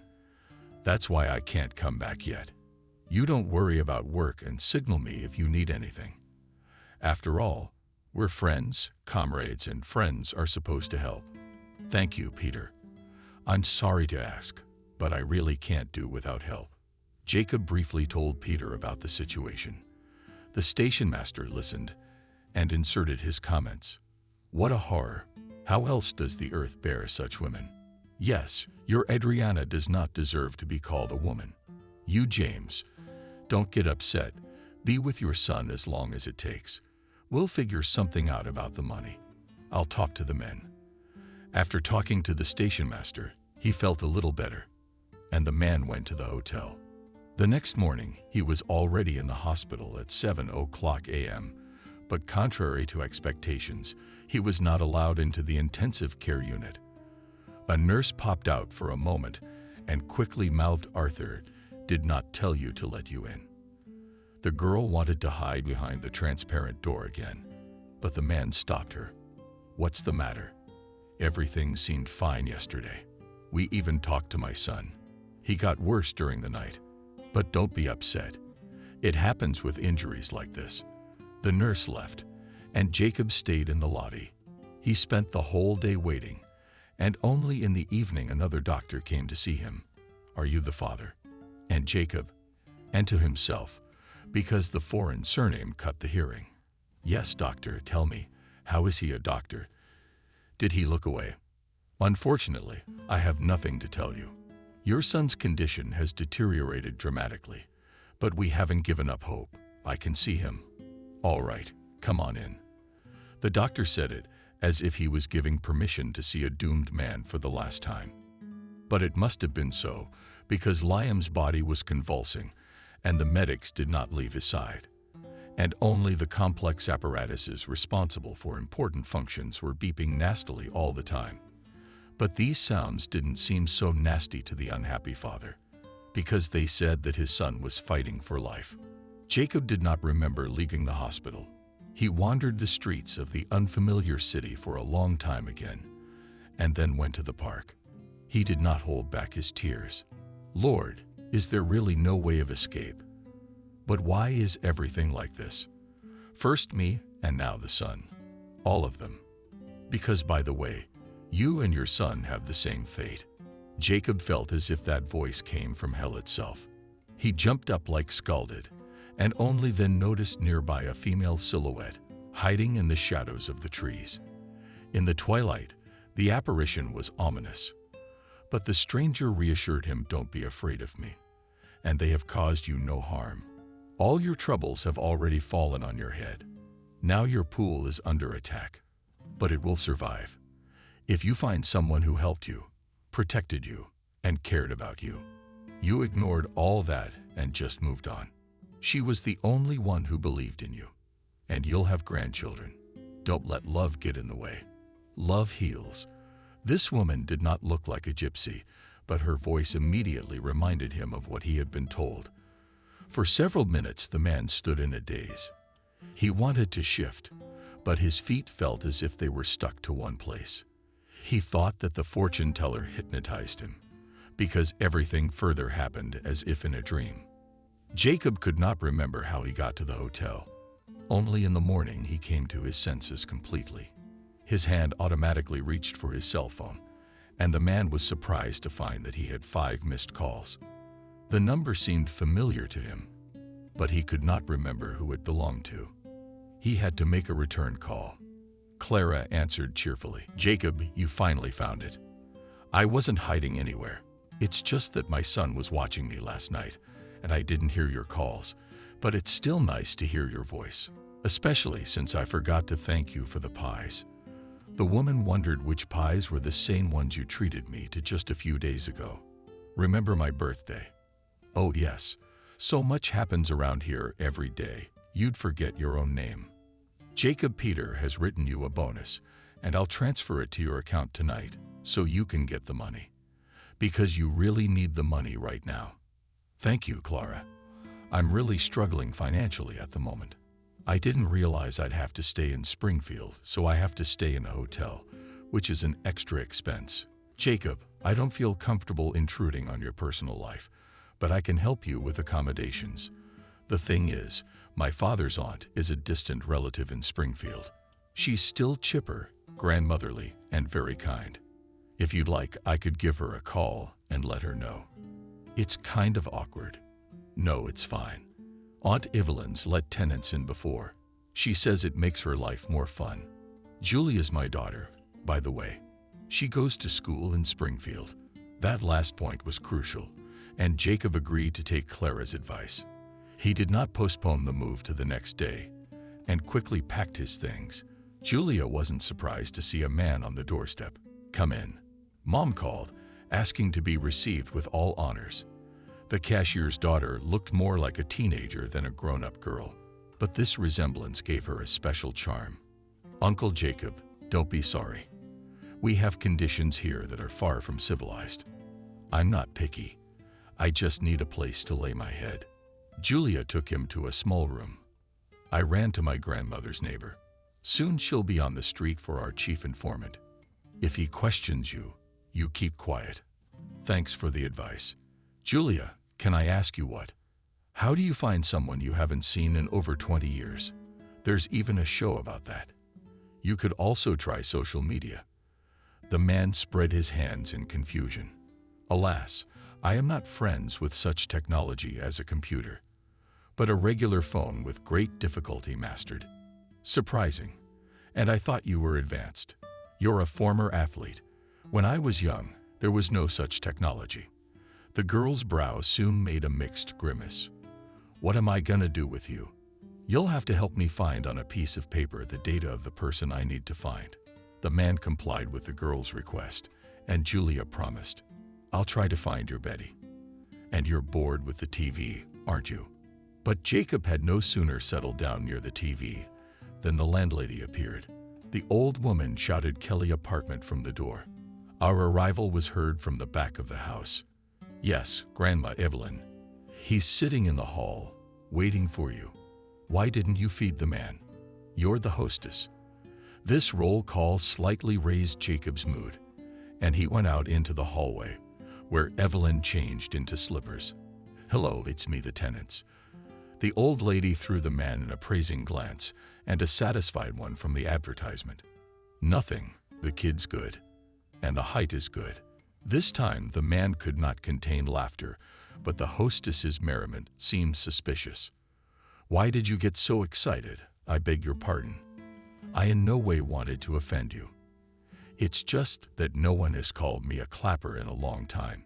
It didn't take Aunt Evelyn long to answer, did it? For me, all men are like children. They live to see gray hairs, and still they act like boys. Like my late husband. Julia warned the guest of her sad fate. "Evelyn, you'll tell Jacob about your husband, and the neighbors too. Let's have dinner." My stomach was cramping. Evelyn immediately turned her attention to her granddaughter. Young people are not normal these days. Julia's been living the wrong kind of life, sitting at the computer late into the night. How many times have I told Clara to influence the girl? But my words fly off the wall like peas. The older woman suddenly froze with her mouth open. Julia commented, "But that's it. Uncle Jacob, the interrogation will now begin." Evelyn CEC.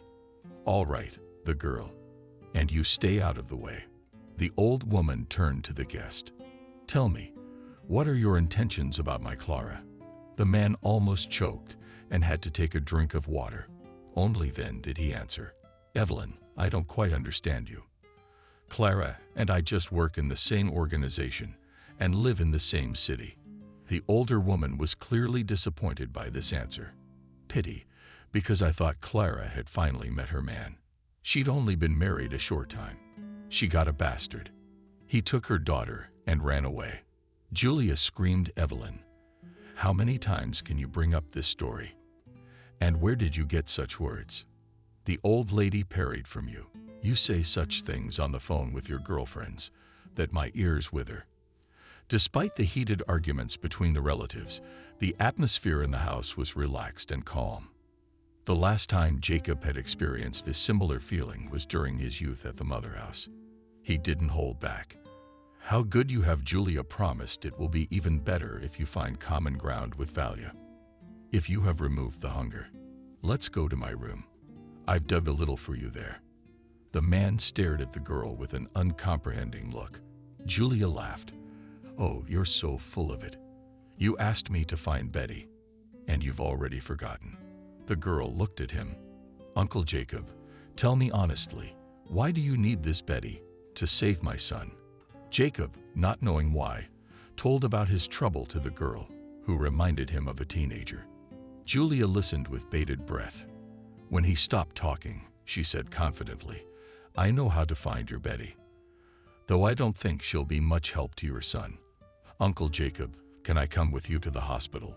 Maybe I can help your son. Jacob agreed to this proposal, although he did not know how this girl could help Julia. Julia showed him several pictures, and Jacob confidently pointed to one. That's definitely her. Wow. She, it turns out, has a better understanding of the modern world than I do. Julia smiled, clicked something, and started talking. Apparently, Betty is single, and judging by the photos, she has no children. Oh, I feel like I'm not getting a mom. As soon as she finds out I'm helping you find women, let's not tell her anything. Well, let it be our little secret. Jacob smiled. He felt like he was at home here now, in his childhood. Of course, let it be. Especially since I have a strictly working relationship with your mom. That's you and Mom. Mom has a completely different relationship with you. Although, you know, I think she's kind of fixated on you and doesn't see anything around her. Uncle been following her around for a long time. Uncle is very nice. He's so real. And he loves Mom. And he doesn't even stop you from suffering. Jacob sighed. You know, Julia, I'm used to living alone. I'm afraid to imagine having someone around all the time. Julia turned to him. You can't do that. You know, a man shouldn't live alone. Well, he can live alone, but there must be someone else in his life. Do you know why lone wolves are so feared? Because they're angry at everyone. They're dangerous. Jacob raised his hands all. Julia, I get it. As soon as Liam feels better, I'll definitely look for my man. But I don't have time for that now. Julia turned to the computer. So let's write her a letter. Apparently she's not on the net that often. She was 2 days ago. But let's hope it doesn't take too long. Say we found her. She'll write us back. And then what? You ask her to come over. Maybe she's got a job, a career. It could be anything. And I'll tell you more. Jacob lowered his head, as if gathering his thoughts. You see, then, when I was young, I also met a fortune teller, though I should probably start with something else. First I met a coach. I didn't speak well with him, because I owed everything to him. Then I met a fortune teller who basically told me the same thing he did, but also added that very soon I would be just as unhappy as I am now. I'll not deny I was impressed by her words. Only I didn't heed them. I probably wouldn't have been able to change anything. Now another fortune teller. The most interesting thing, I didn't see her, but her voice was exactly the same as the one in the hall. You see, she said that I had given my fate to my son, and that only Betty could help. I have no idea if she'll tell me what to do or how to behave or what to say. But I need to find her, I know that for sure. Julia listened to him mesmerized. As it turned out, they had another listener they hadn't noticed. Evelyn walked into the room and sat down on the couch. Though my opinion is not asked here, I'll tell you. I had an acquaintance, and a gypsy woman said something to her, and the acquaintance just sent her away, and everything started coming true for her. She went to the gypsies herself, and they told her that you can't just dismiss gypsy predictions as shaky. There they told her that gypsy predictions are shaky, and if the gypsy woman herself spoke, it is still possible to fix something. If she had listened then, she would have gotten out of it. But now it's too late. She freaked out again, yelling, "How much money should I give you so you wouldn't do such things?" But the old gypsy woman just shook her head and said that if she wanted to, she could give them all the money, because she wouldn't need it anymore. To top it all off, she was hit by a car the same evening, and she certainly didn't need the money anymore. Her own children turned her in a wheelchair into a hospice, having previously done all the paperwork that she was not herself. That's where she died a year later. What's my point? If the fortune teller said that something can be fixed, you have to grab and go ahead.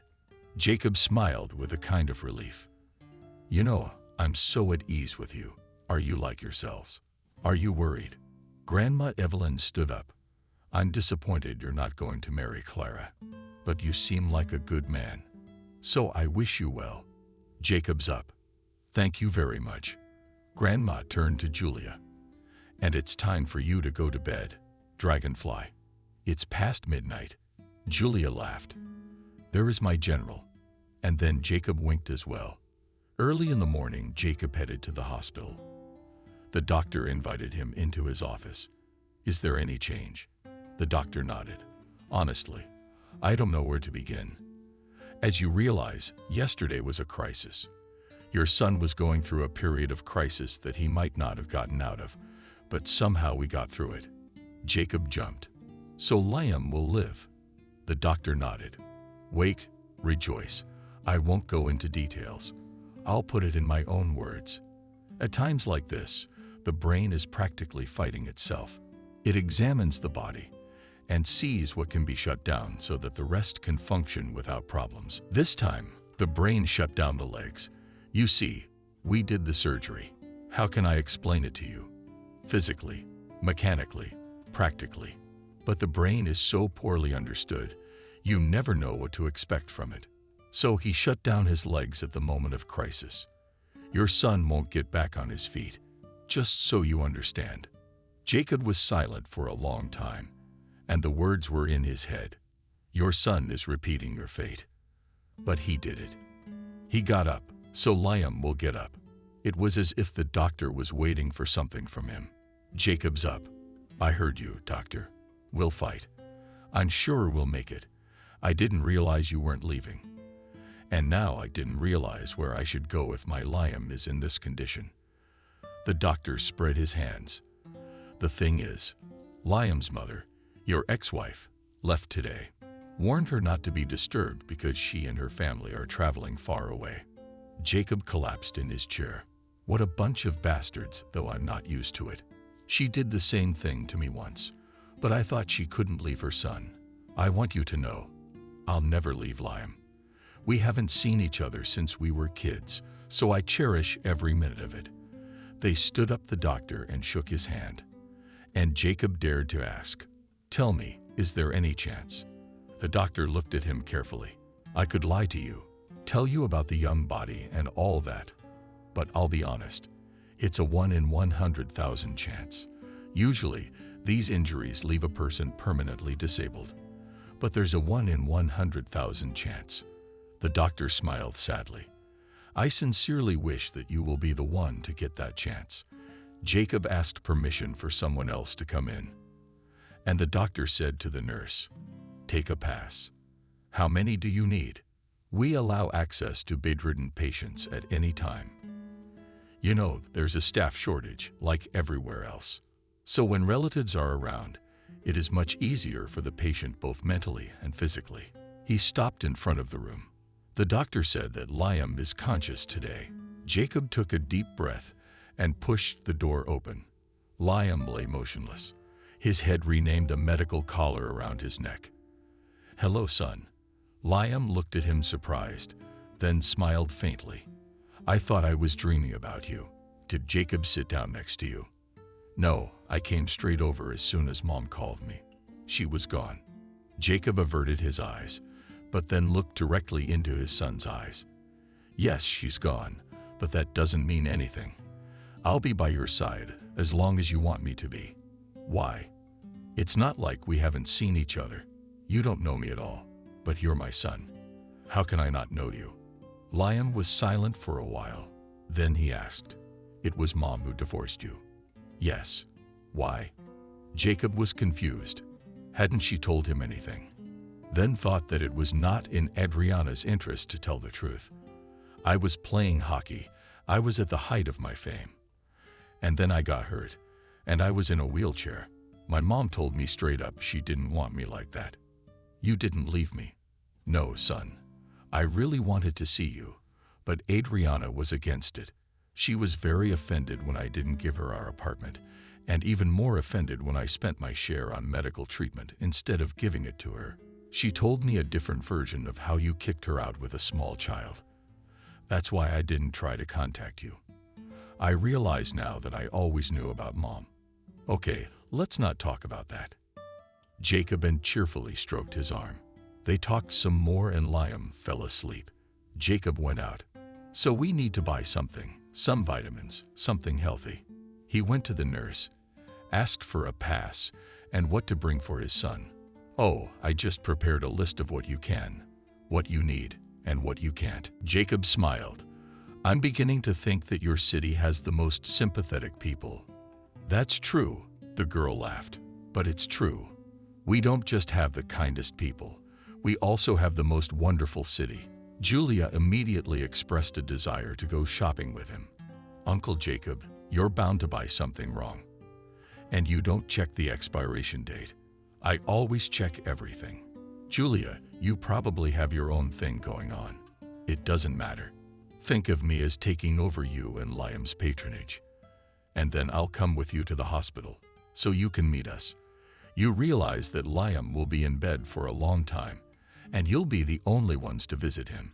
It's so boring, you could die of boredom. So I'll take care of the entertainment part. Jacob sighed heavily. Julia, there is one more thing. I understand that Liam doesn't know yet, and doesn't know what will happen when he does. The doctor said that Liam will never get back on his feet again. Julia's eyes got huge, and then she whispered, Lord, we must support him with all our strength. In the evening, she and Julia, laden with bags, with special underwear, with fruit and yogurt, showed up at the hospital again. Liam, welcoming the guests, Liam looked at Julia in surprise. The girl was running around the ward like there were 100 batteries. This is Julia. She's the daughter of my colleague at work. And now I'm staying with her grandmother. Julia is my son, Liam. I can't say anything else, because I don't know anything yet.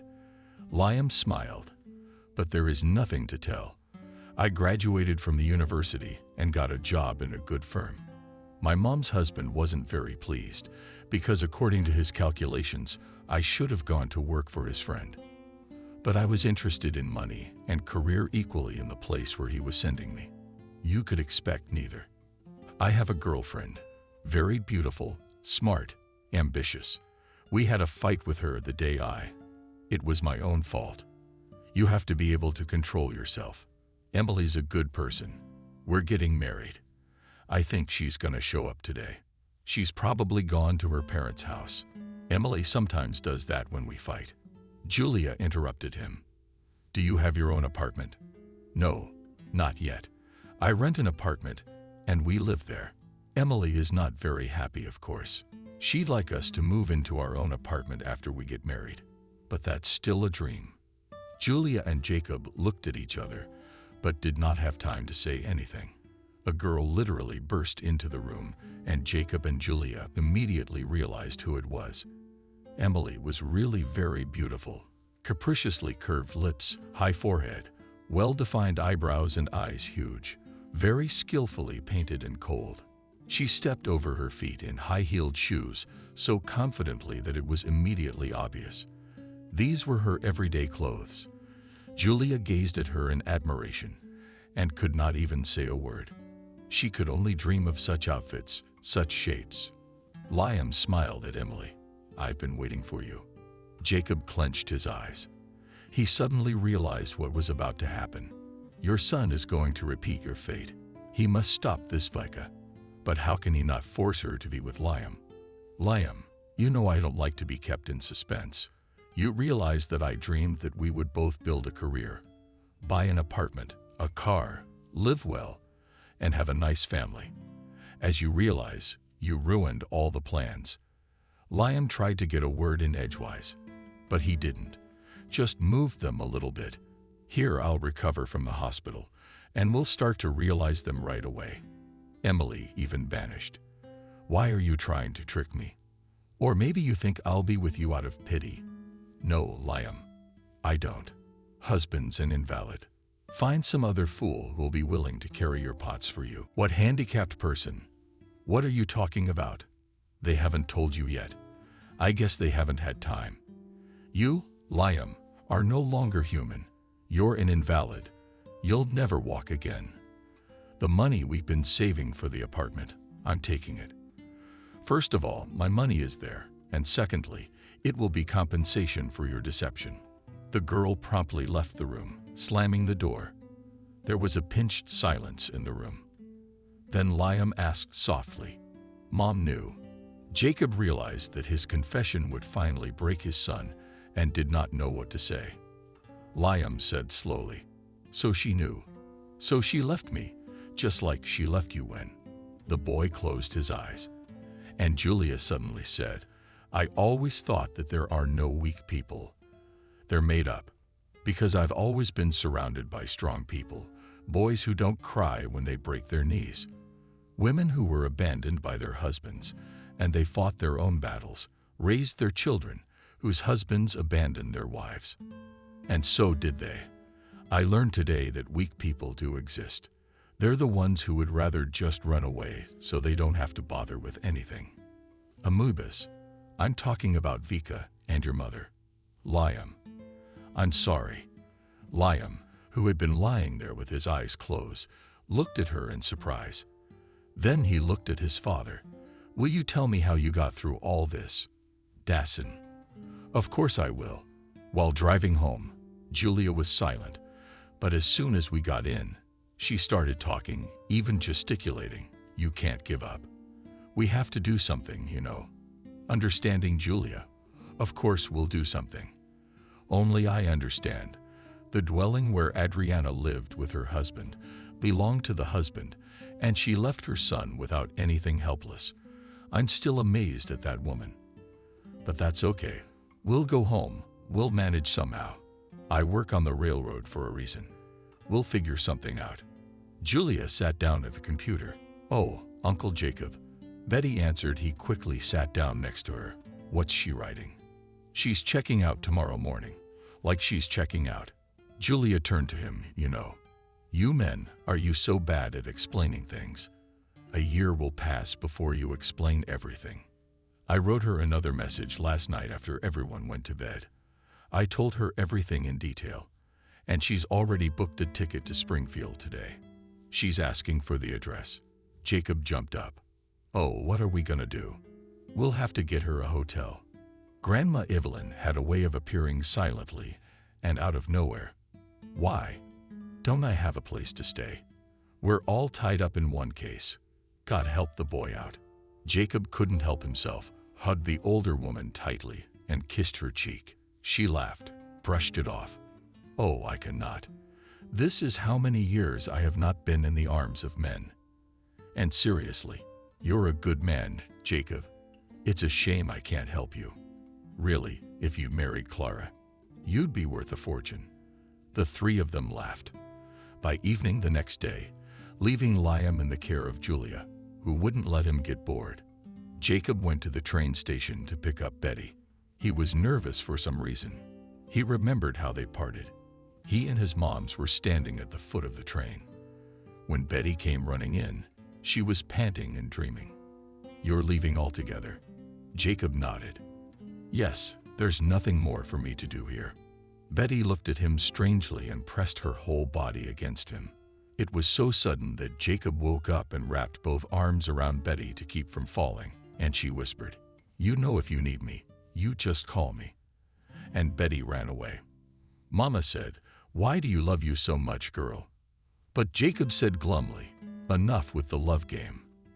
They never saw each other again. Jacob had no idea how Varia's life had turned out. At first he remembered her and even felt sad without her, but then he forgot. He turned his head and could not see a familiar face. Jacob's neck did not hurt. He stared in amazement at the woman who stood next to him and smiled. She really was unrecognizable. It was as if Betty had gotten taller, Plus, she had gotten the shapes that she used to have so much less. She is dressed in a stylish fashion.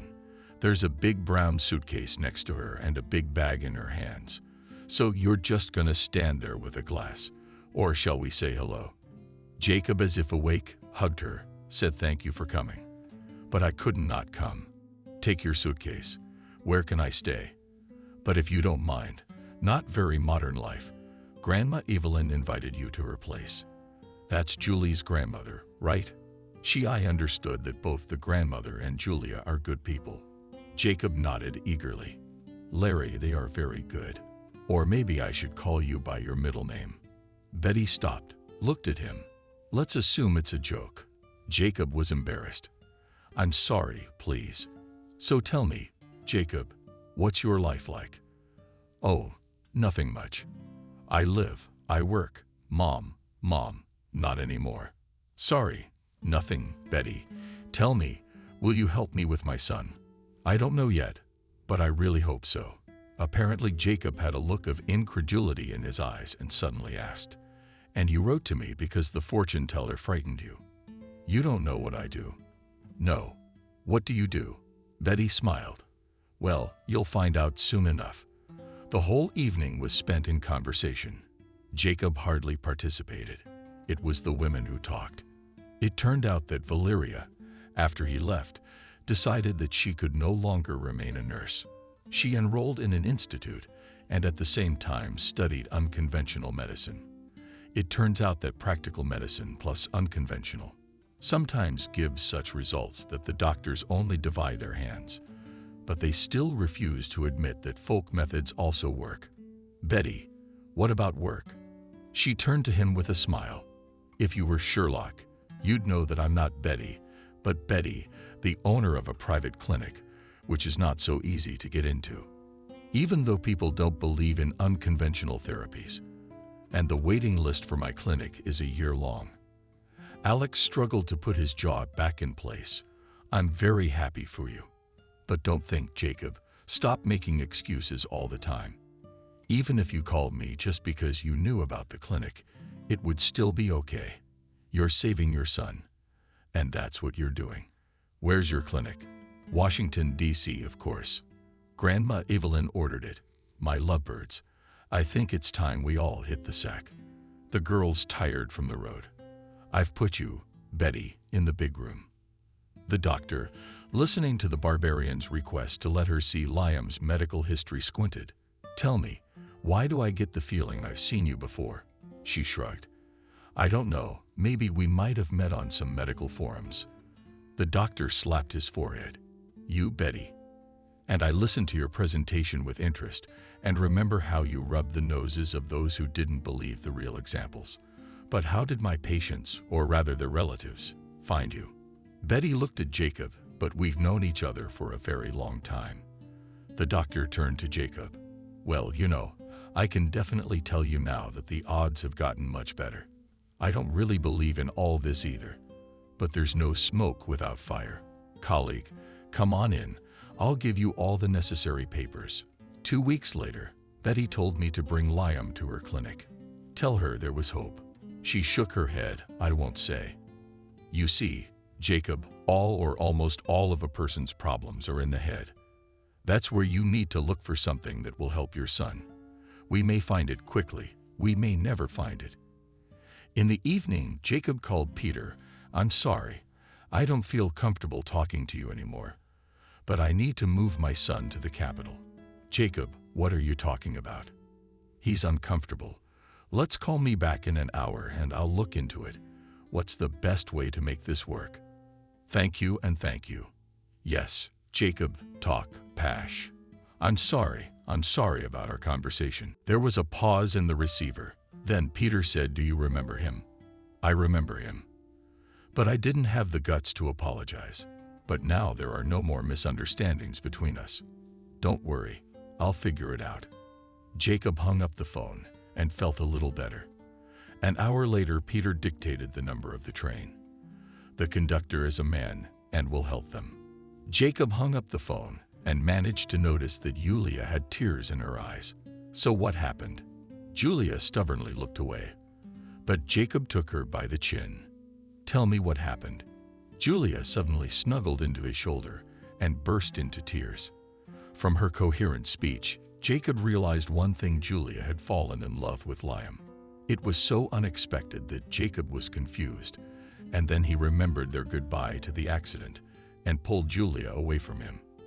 "Did you tell him that?" "No. Why would I tell him? He's probably thinking, why do you need him?" Julia looked at Jacob with huge crying eyes. "Do you think so?" "Yes, I think so." Julia jumped up. "I have to go to the hospital right away." She ran out of the house like a whirlwind. Jacob just shook his head and immediately heard, "Trying to make sure your son doesn't repeat your fate." He didn't hear when she walked in. Betty grinned. "Trying to keep him from making the same mistakes I did." Julia came back almost overnight, eyes brightening, the smile never leaving her lips. She walked up to Jacob and poked him in the nose. "Thank you, Uncle Jacob. I will come to Washington on vacation to visit Liam." Evelyn hummed indignantly, but Julia gave her a look that made the words hunt. The left-handed old lady chose to remain silent. "Here, Liam, let's take a few more steps and rest on the bench." "Julia, I don't want to rest." "You don't want to, but you will. And that's out of the question." It's been a little over 3 months since Liam was brought to the capital. Julia was coming for the second time, and Liam was happy to see her as if she were his own. Jacob was due to arrive today, and they went out to the clinic park to meet him. They sat down on the bench, and Liam asked, "Do you think Dad will ever decide to propose to Betty?" Julia shook her head. "I don't think so. You realize that he had offended her once, even if unknowingly. And now she's so important, so famous." Liam sighed. "Isn't there anything we can do to help them?" "No, Liam, there should be no help in this kind of thing. They're adults." Liam sighed again. "And you, Julia?" Julia looked at him in surprise. "What am I?" "When you marry me." The girl's hands trembled, and she answered as calmly as possible. "But no one has called me there yet." Liam squinted slyly. "You said you always know I don't want yogurt or soup." "Liam, but it's food." "But you know. So you must know that I want you to be my wife." And Julia smiled, but she didn't have time to say anything, because Liam spoke quickly. "Julia, I can't offer you anything yet. I will fight very hard to get back to normal life, to work, so that you don't know the need for anything." "God, you're so stupid. Not everything is measured in money."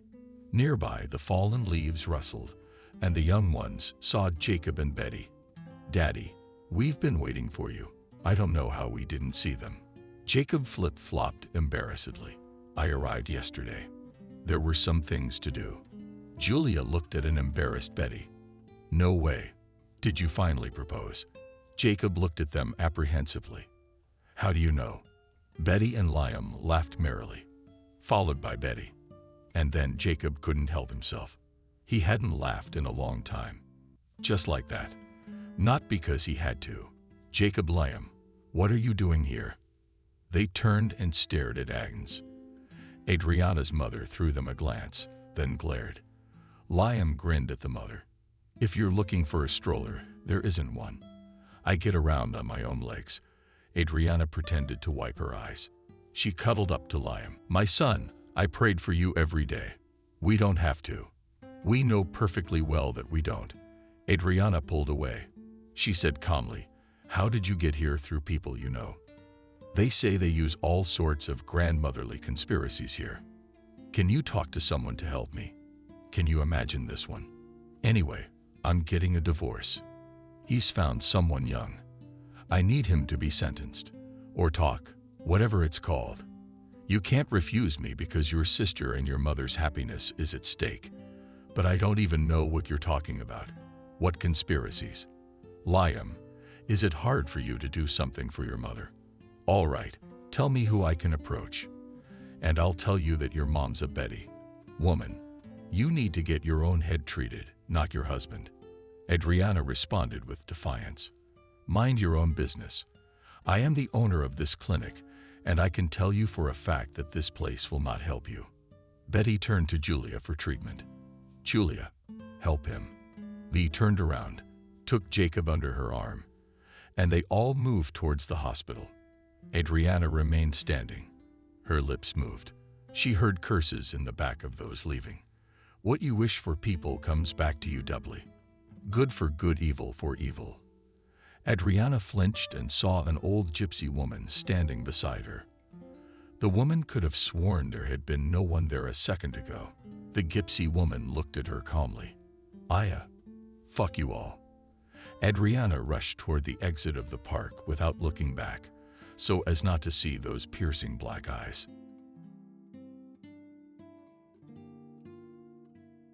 You can't live like this. How long is this going to go on? When are you going to do something for your family? At least find a human job. We're about to starve to death, and your mother is about to throw us out on the street. We can't go on like this. We have to do something. That day, Molly again painted Charles' negligent spouse, who had already a few months to get by on casual earnings. Ironically, with 2 kids, he wasn't even looking for a proper job. "Nobody asked you to give birth to so many children," answered her husband when Molly once again tried to get him off the couch and make him do something around the house. "Your peers are working. They bring money into the family. They're shaking their husbands down just as much as they're shaking them down. They're all over me, and they're all over me. I'm not going to agree to any conditions. As soon as I find a decent place, I'll settle down right away. Until then, we'll live like this." It was hard to believe that a few years ago, they sincerely loved each other. Now there was no trace of these bright feelings. "When they were students, did you decide to get married?" "We had no idea it would turn out this way. The first time Molly got pregnant was in her 4th year of college. She was about to graduate. Her mother, husband, and mother-in-law all told her the same thing. And you in the hut? What's wrong with that? How are you going to live then? Work, settle down with the kids. You can forget about all that." Molly let their words and persistent admonitions pass her ears until Charles decided to talk to his wife seriously. "Should we apply?" he asked cautiously. "We're still so young, we'll still have children. What are our years? And now it could put an end to the rest of our lives." It was the first sign that Molly should think about who was next to her. But at the time, she didn't pay any attention to it at all, writing off her husband's words as idle chatter due to insecurity about herself and the future. "Are you suggesting I get rid of the baby?" she asked indignantly. "It's not possible. He is our continuation. How will we be without him? I don't want to be sorry." Molly was a fierce opponent of abortion. She had an aunt who used to tear her hair out and cry when she came to visit her sister for a heart-to-heart talk. At one time, she discounted the pregnancy, and when the doctor informed her that she no longer had a chance of becoming a mother, fearfully despairing was the doctor. "But how could this be?" asked Miranda, barely holding back tears. "There are some modern methods. Now everything is at such a level that to cure infertility is a trifle." Yes, that was true, but not in Miranda's case. Afraid to tell her mother what had happened, she found no better solution than to turn to a friend.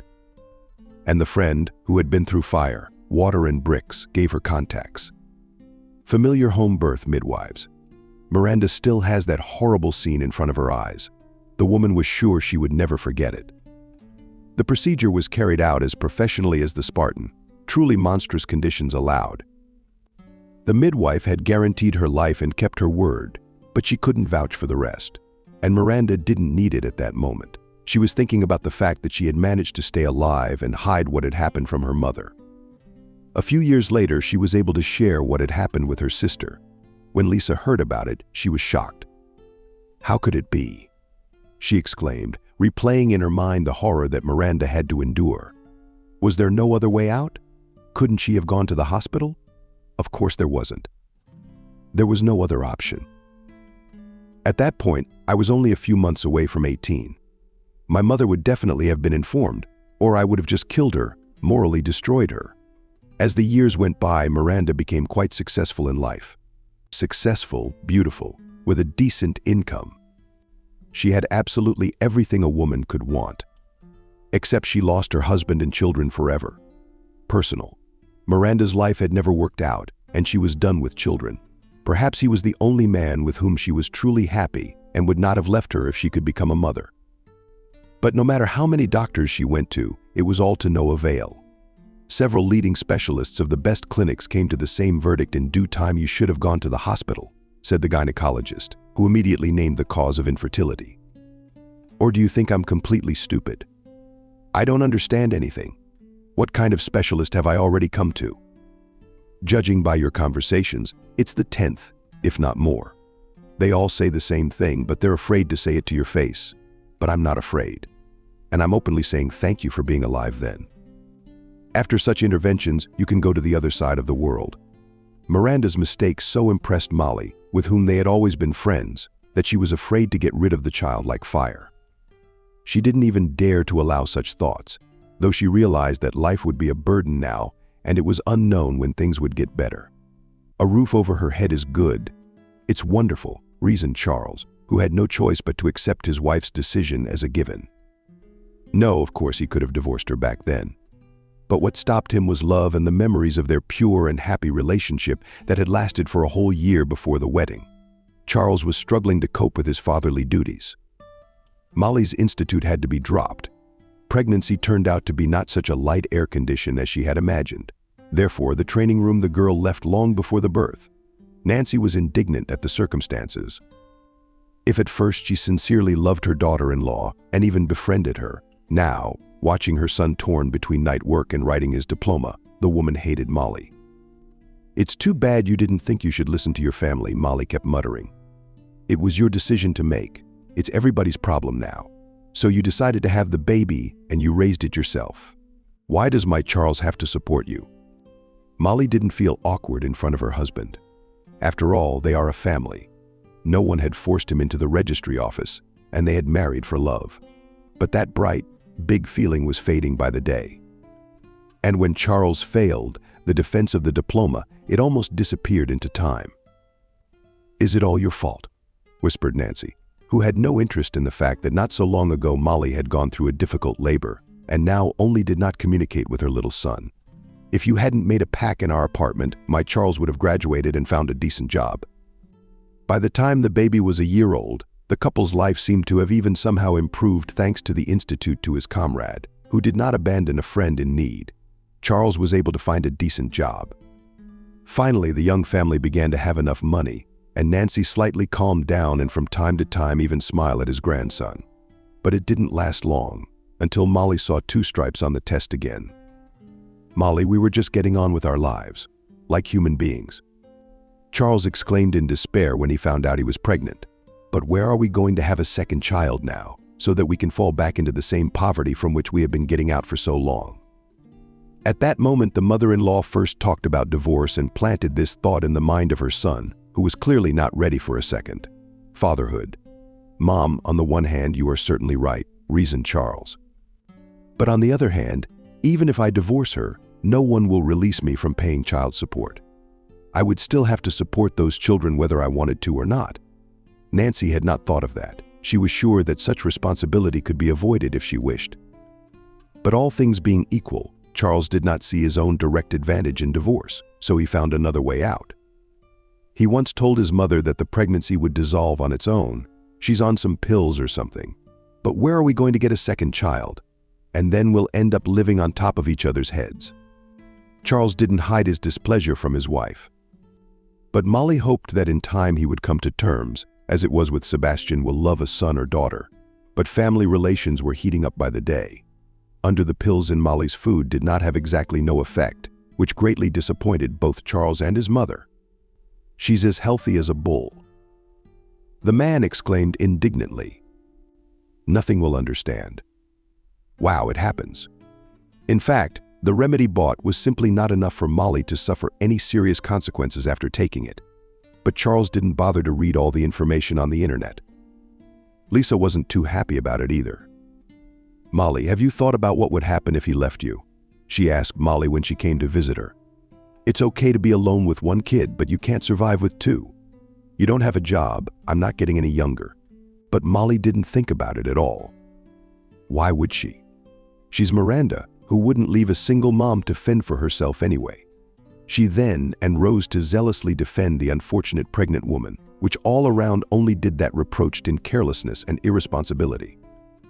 Never mind. Molly was convinced of her own righteousness by a relative. You're doing the right thing. Let them keep quiet. If anything, you can come to me. In general, if I were you, I would already now talk to your husband about divorce and your further existence. He can't be a good father to your children. I barely tolerated it. It took him a year to finally come around to the baby. Let's not talk about the second one. In Molly's mind, the thought couldn't find any ground. But how could she divorce him? She loves him so much. And it's not that he's bad, she reasoned. He's just young and inexperienced. He, like her, is very scared to face the serious reality and responsibility that he must now bear not only for his own fate, but also for the lives of small children. Molly was ready to find any arguments to justify her husband, but with each passing day they fell apart one by one. This did not stop the woman. She made a firm decision that the children should never be left without a father. And Charles was not a bad father. Indeed, he wasn't. Miranda delayed the young mother with gifts and often helped financially, which drew a barrage of criticism from her husband and mother-in-law. Would she even come here as if it were her home? Nancy was outraged. You gave birth, and now you're taking handouts. Of course, when you don't bring a penny into the house yourself, what else is there to do? Only take handouts. Charles, my aunt feeds you. All your aunt does is throw gifts at them, just so they'll breed, just so they'll breed, just so they'll give birth. I just don't understand why you chose our apartment for this. Go to your mother's and live there with your swollen cheeks. Charles was being a hard worker. Molly's mother just couldn't find another word for it. Her son-in-law irritated her so much that she tried not to mention him in front of her daughter so as not to hurt her feelings. But sometimes her patience came to an end. After another family scandal in which a man sided with his mother instead of protecting his wife, Lisa finally decided to say what she thought. Nancy was terribly annoyed with the atmosphere in the apartment. She wanted sleep and rest, but instead she was forced to listen to children crying at night. Charles, who had to share a room with his wife for lack of anything better, often didn't get enough sleep because of the children's cries and was late for work, which was the reason for his dismissal. Having already, after all conscience, muttered disgruntled after another sleepless night, Nancy on an account somewhere else. At your mother's, for example, or is it true that by moving in with her aunt she's rich? Let her listen to those chants every night. I raised my son and I'm not going to enjoy it anymore. Charles, who also regularly had a headache and had trouble getting up in the morning and only slept a few hours, supported his mother. I've already lost my job for all this, he said. I don't get enough sleep. My productivity is decreasing even at my part-time job. All I do is fall asleep. Soon we'll be going around the world like this. It's not just for one day, and nobody forced you to have a baby. I'm not backing out of my commitment, but there must be some limits to reason. It's hard for us to live like this, so it can't go on any longer. The words of her husband and mother-in-law hurt Molly to the core. The poor woman had no choice but to call. Always ready to support her Aunt Oli and having collected both sons to go to her. Well and well, the woman waved her hands after listening to her niece. What a husband you got yourself, Semika. Some men are like that. She could hardly refrain from swearing profanely. Miranda realized that her words would have no effect on Molly. She loved Charles, and if she had forgiven him everything for so long, she would forgive these antics. Her children's lives were at stake, and that was the only thing she cared about in this situation. I think I can help you. Miranda summed it up after some thought. Your mother-in-law is partly right, and your husband doesn't demand anything supernatural. Men, they're all like that. You can understand them too. Raising children in such modest conditions is really not easy. But the kids shouldn't have to suffer. At first, Molly was skeptical, wary of Miranda's suggestion. How could she entrust her children to a complete stranger? But since at stake was the relationship with her husband, whom she still loved and did not want to lose, the woman agreed. And Charles' dismissal for constant tardiness also had a negative effect on their relationship. Though she nagged him from time to time, forcing him to find a decent job, it had no effect. Institute comrades, to whom the man ran for help, and the first thing after the conflict with the bosses no longer dared to reach out to his friend. Understand me correctly, he said. I helped you. I got you a place, and you did not meet the expectations of a good acquaintance of my parents. I understand that kid's family, it's hard. But you understand everybody lives like that and nobody has such problems. Charles didn't care what his friends said or what his wife thought of him. He was just tired, terribly tired. After such a stressful life, burnout, which had long ago caught up with the man, he wanted only one thing: to sleep. And for no one to touch him, he needed rest. And Molly understood that, even though she'd given him scandals. The woman realized that if nothing changes soon, she will lose her husband forever. After all, any patience comes to an end, and Charles is no exception. There was no way she could let that happen. Couldn't I meet the nanny too? She asked Miranda, who had already arranged with the agency for a female employee. The woman saw no other way out of the situation. She had excellent living conditions, but no time. She loved her children very much, but she could not leave her job for their sake. It's a two-way street. But she could hire a better nanny with excellent references. Once she was sure that the woman was a reliable, responsible person, Molly moved the children to Miranda's house with a clear conscience. "I'll come every day," she said. "You'd better get yourself a job." The aunt gave her niece some useful advice. "While you have time and opportunity, if you have decided to improve relations with her husband and do not want to let him go, then start with your own independence. Immediately you will see his attitude towards you change." Molly took the advice of her wise Aunt Oli and immediately began her search. A woman with 2 children without education did not want to take anywhere, but as expected, Molly herself. Relations in the family were gradually getting better. Charles was happy that he could finally sleep peacefully. Nancy also behaved quieter than water, lower than grass. But Molly was worried about one thing. She had finally made up her mind. She had already spoken about it directly, as she could no longer contain her resentment and indignation. "Charles, when was the last time you and I were together?" "I can't remember." "I don't think you do either. What is this all about? Why do I even have to bring this up?" "I hate to talk to you about this. I thought it was so elementary for her, didn't you?" Not for Charles, who was terrified of having more children. And Molly had no idea that was the case. Certain that her husband had grown cold to her because of the constant conflicts, arguments, disagreements. "Molly, but I don't want any more new faces." He said sternly to Charles, "I don't. Let you first solve this issue, and then we will discuss what you are so concerned about our future life."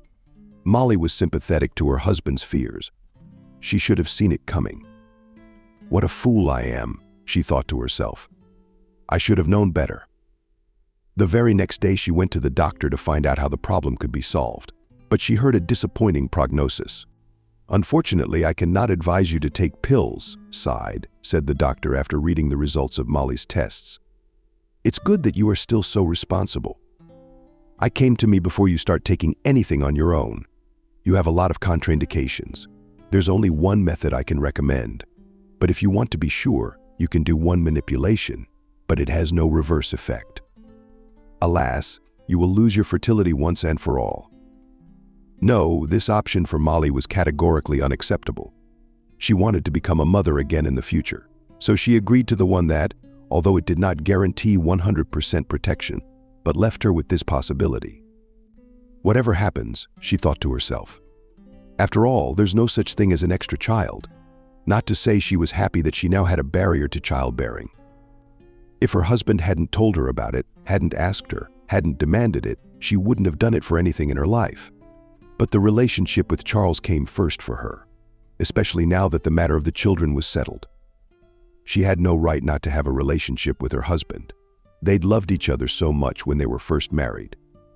So they did. They still do. They just need to rekindle those feelings, rekindle them, that's all. Molly's employment problems were solved pretty quickly too.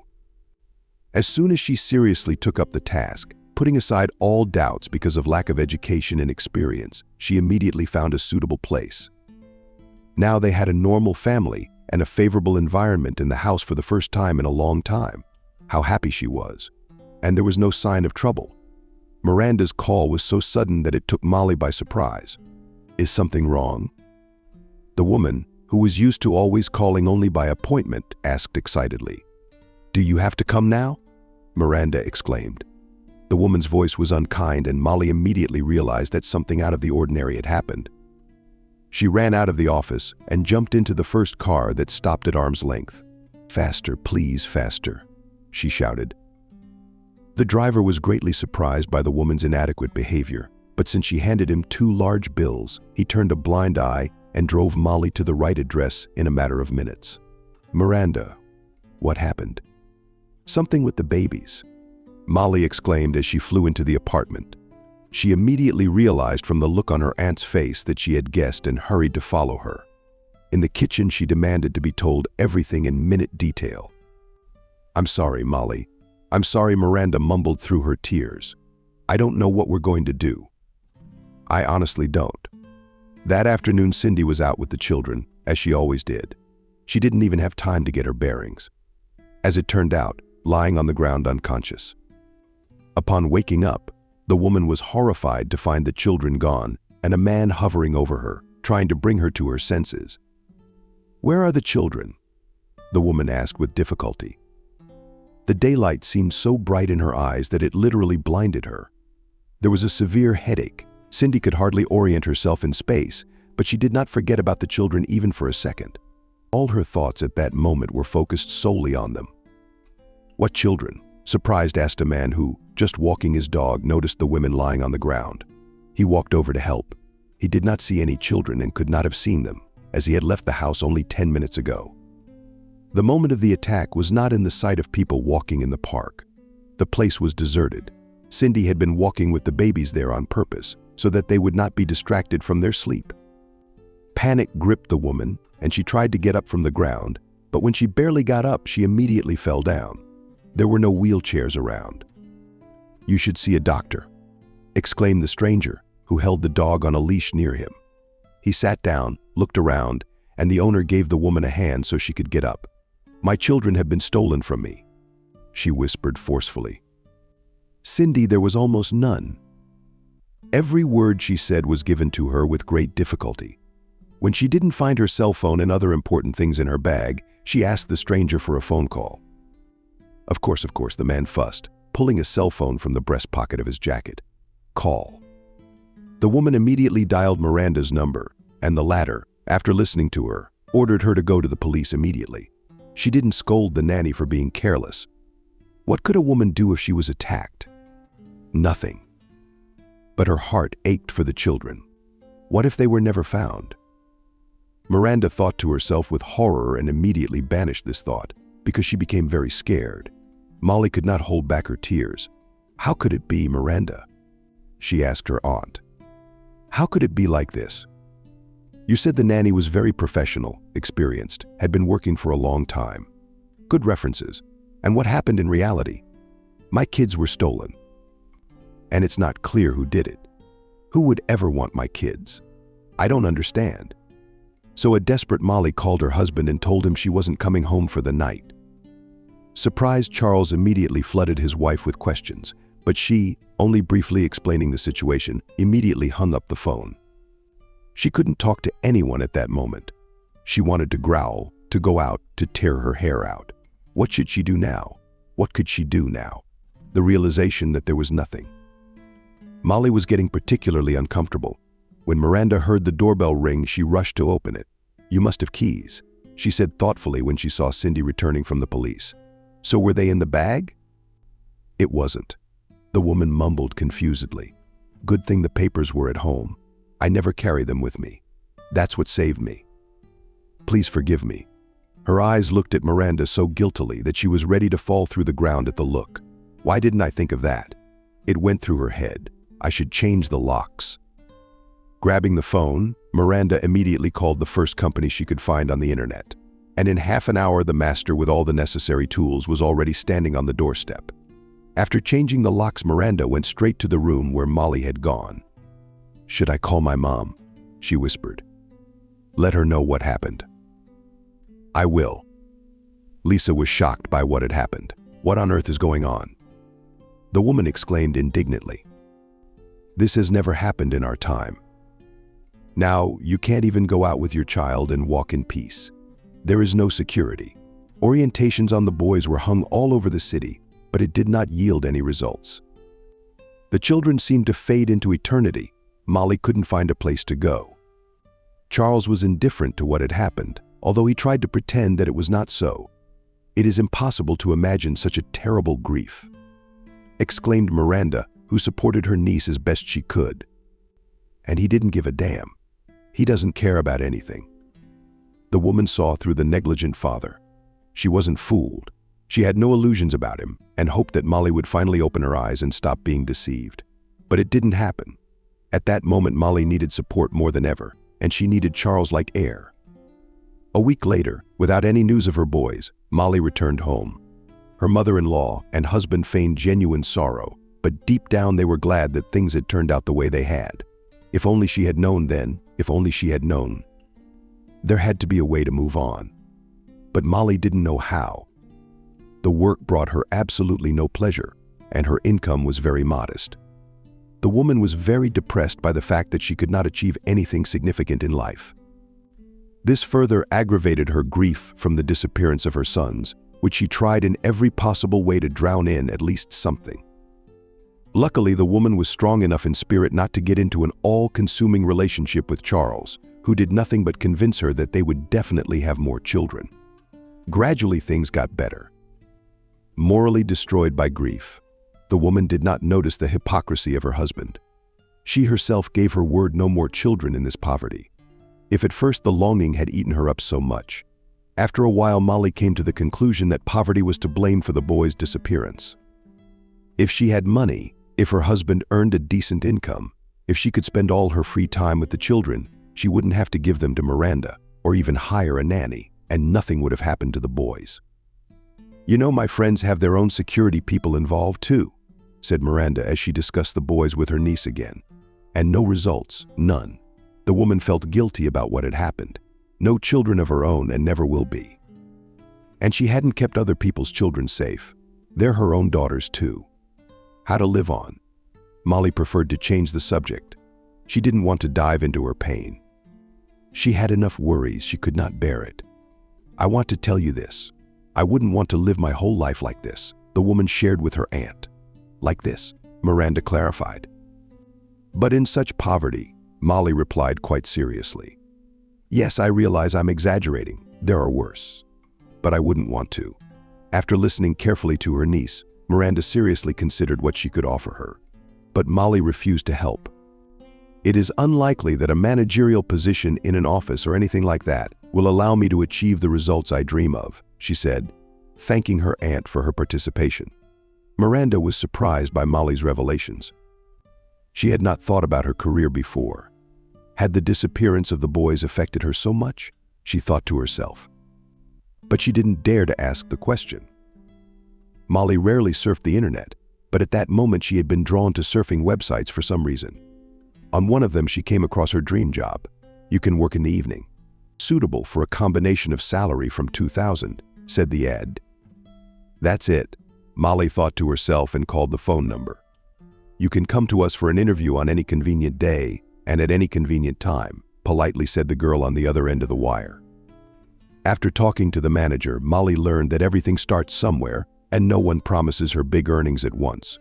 But if she will devote daily to work at least 3-4, then in a few months she will be able to put on her account quite a tangible amount of money.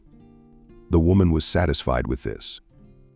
After all, it is necessary to get out of the depression, which prepared her every day more and more strongly and to achieve something in life. For the first few weeks, Charles pretended not to notice his wife's absence from home in the evenings. It was not so fundamental for a man. Her mother cooked dinner, she ironed the laundry and cleaned up. What difference did it make what time Molly came home? But after a month, Nancy began to poke her son in the brain. "Why didn't Molly come home?" she asked Riley at 12 in the morning. "She's giving you the horns, and you watch and don't say a word." "If I were you." Charles didn't want to listen to his mother's tirade, as well as making Molly jealous. But curiosity took its toll. It wasn't that he was afraid to find out that his wife was in a relationship with another man or men. Not at all. It was interest that was eating him up. Nancy realized that her son did not want to listen to her moralizing and, strangely enough, left him alone. Charles was glad of that. Only scandals in the family were not enough. Not so long ago they subsided and everything got better. He himself did not aspire to anything, went to work on the real. Still, he managed to find a more or less decent place. Charles worked 2 days and 2 days. He had enough free time. On one of his days off, he went for a reconnaissance, having gathered his mother that he was going to visit a friend. "Why all of a sudden?" Nancy asked with a squint. "You've never had any friends, have you? You've never even sat with anyone in the yard, and now all of a sudden you have some. You remember, son, tell you all this." Charles thought to himself, who didn't want to share his plans with his mother. "It's my old college buddy," Charles said. "And you're exaggerating about the fact that I have no friends and never had any, aren't you?" "I have. And if you remember, one of them even helped me out of a job back in the day." "Yeah, sure," with a splash and a hand. "He didn't help you out when you got fired. What kind of mean, meticulous person is she?" It went through his head. "I'd rather spy on my wife than sit at home with her in the evenings and sometimes even during the day. At least some pleasant variety." After saying goodbye to his mother, Charles went to the office of the company where Molly worked. He'd found the address on the employment contract his wife had brought home and put in her dresser drawer right after she'd been hired. She wouldn't have hidden it that way, but the man had no reason to ask about it until now. He saw her go out into the street and, after making a few calls, head toward some house. Charles kept his distance and could not hear what his wife was saying. "I wish she hadn't noticed me," he thought to himself with horror, imagining how ridiculous his explanations would look in that case. Approaching the house, Molly dialed the intercom code and went inside. Charles couldn't follow her any farther. Luckily for him, the neighborhood was quite green, so he settled behind a tree and began to watch. Molly came out of the house about 20 minutes later, which surprised Charles a lot, and it all ran through his mind. Quickly, though, men were getting faster. Mentally, he praised himself for not being like that and followed his wife further.